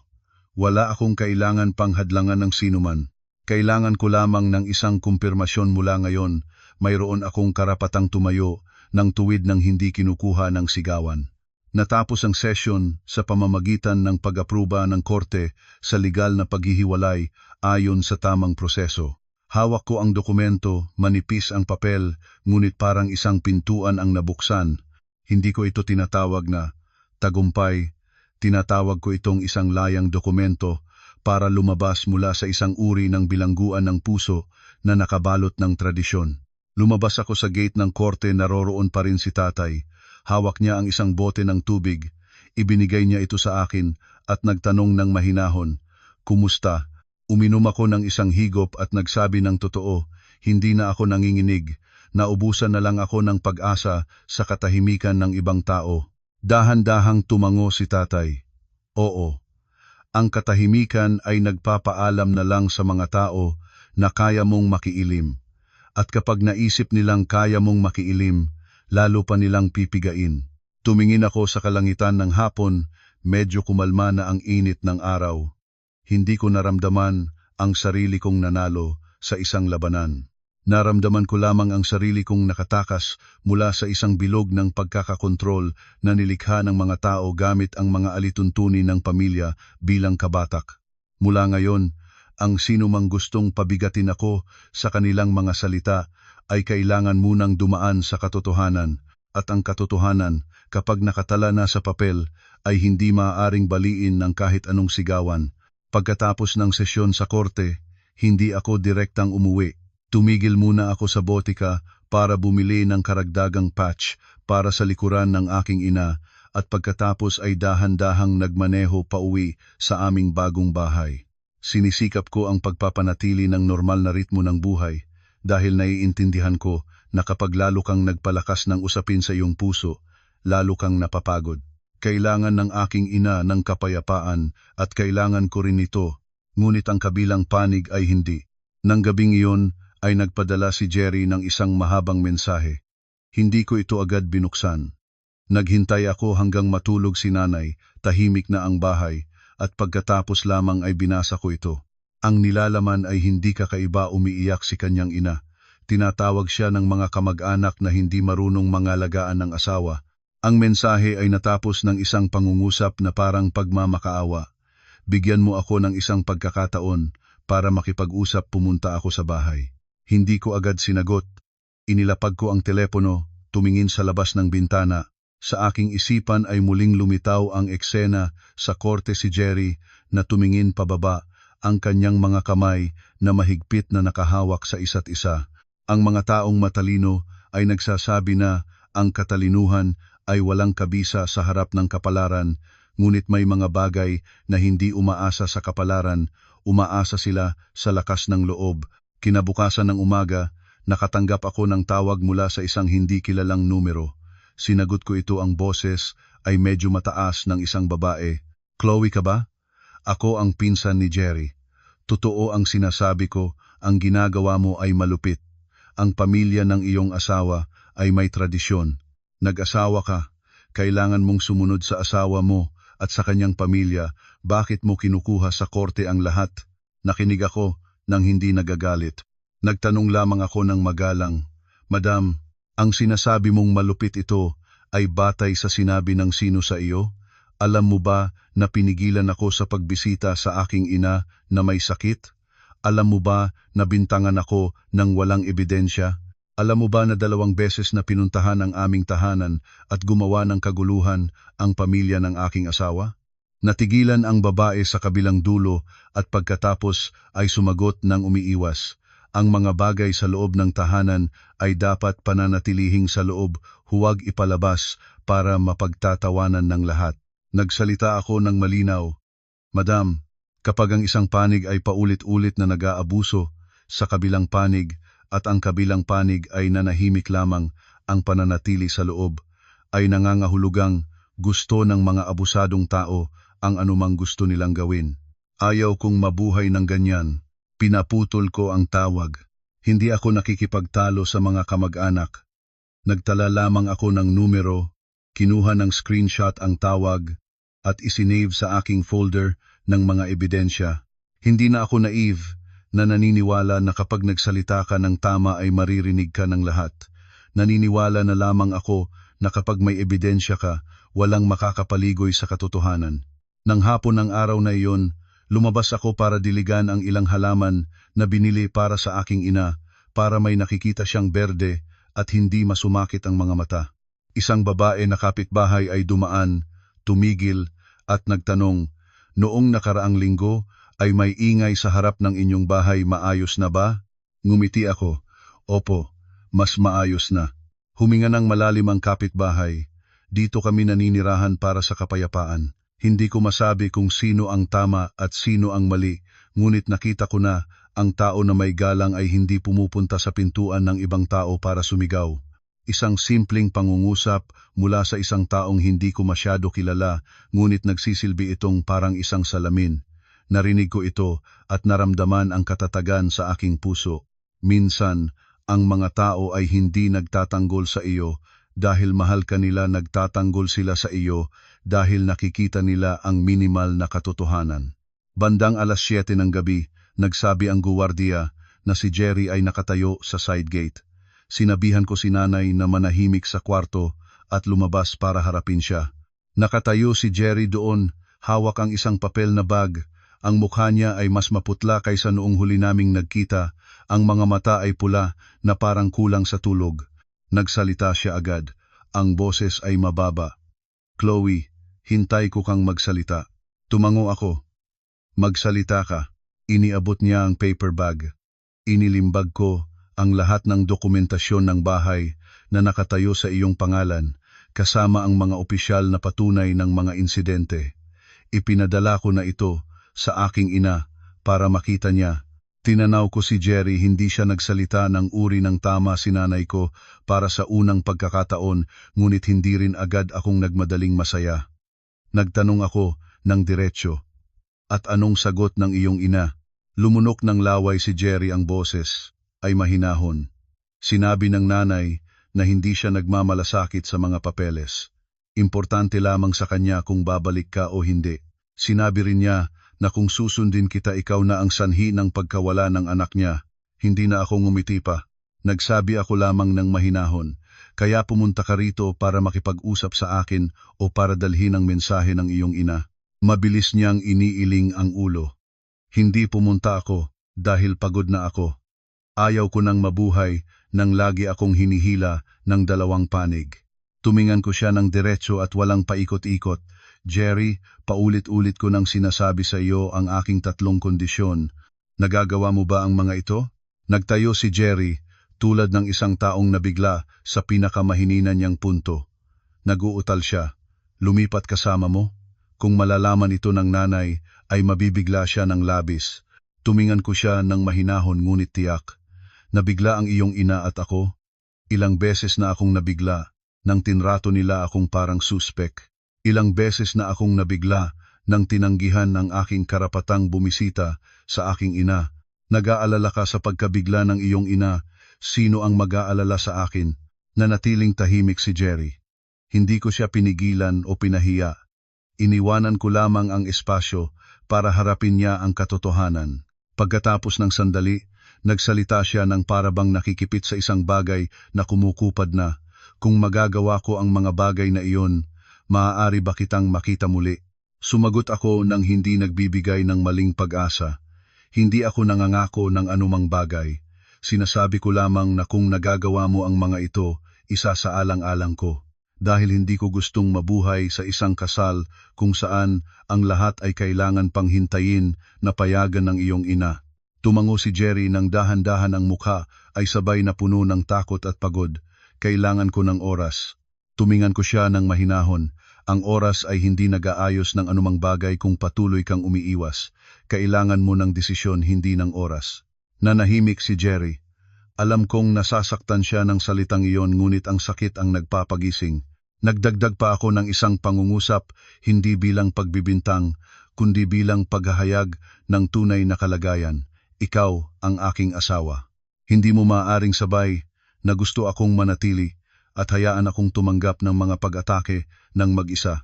Sa mundong ito, ang pagtitiyak na nakatayo sa dalawang bundok ay nangangahulugang sa huli ay hindi ka nakatayo sa alinman. Iniyukod niya ang ulo, ang boses ay halos bumubulong. Naiintindihan ko. Hindi ko hinaba ang usapin. Lumingon ako at humakbang patungo sa loob ng bahay. Bago makapasok, narinig ko siyang tumawag ng aking pangalan. Tumigil ako, ngunit hindi ganap na lumingon. Mahal kita, talagang mahal kita. Nanatili akong nakatayo ng isang saglit. Sumagot ako ng totoo. Hindi ko kailangan ang pagmamahal sa pamamagitan ng mga salita. Kailangan ko ang paggalang sa pamamagitan ng mga gawa. Pumasok na ako at isinara ang gate. Nang gabing iyon, naupo ako sa mesa at muling inayos ang mga papeles, isa-isang tinatala ang bawat detalye. Si Nanay Maring ay nasa kwarto, bahagyang umuubo. Nagdala ako ng mainit na tubig para sa kanya, tinabing muli ang kumot, at pagkatapos ay bumalik sa sala. Sa aking puso ngayon ay isang bagay na napakalinaw. Ang presyo ng pag-iwas ay hindi lamang ang pagkatalo sa isang away. Maaari nitong mga hulugang ang pagkawala ng isang tunay na tahanan. At pinili ko na hindi na mawawalan pa ng higit. Isang Lunes ng umaga, mainit ang hangin at may kakaibang bigat sa hangin. Tulad ng bago ang isang malaking pangyayari, kahit ang paghinga ng tao ay may kakaibang pakiramdam, mas maaga akong gumising kaysa karaniwan. Si Nanay Maring ay mahinang-mahina pa sa paglilipat ngunit gumagaling na. Nagpainit ako ng tubig para sa kanya, nagpaalala ng tamang oras ng gamot, at pagkatapos ay nagbihis at isinuksok ang folder ng mga papeles sa aking bag. Nakatayo si Tatay Ben sa pintuan at tinanaw niya ako ng sandali. Pagkatapos ay nagtanong lamang ng isang bagay. Handa ka na ba?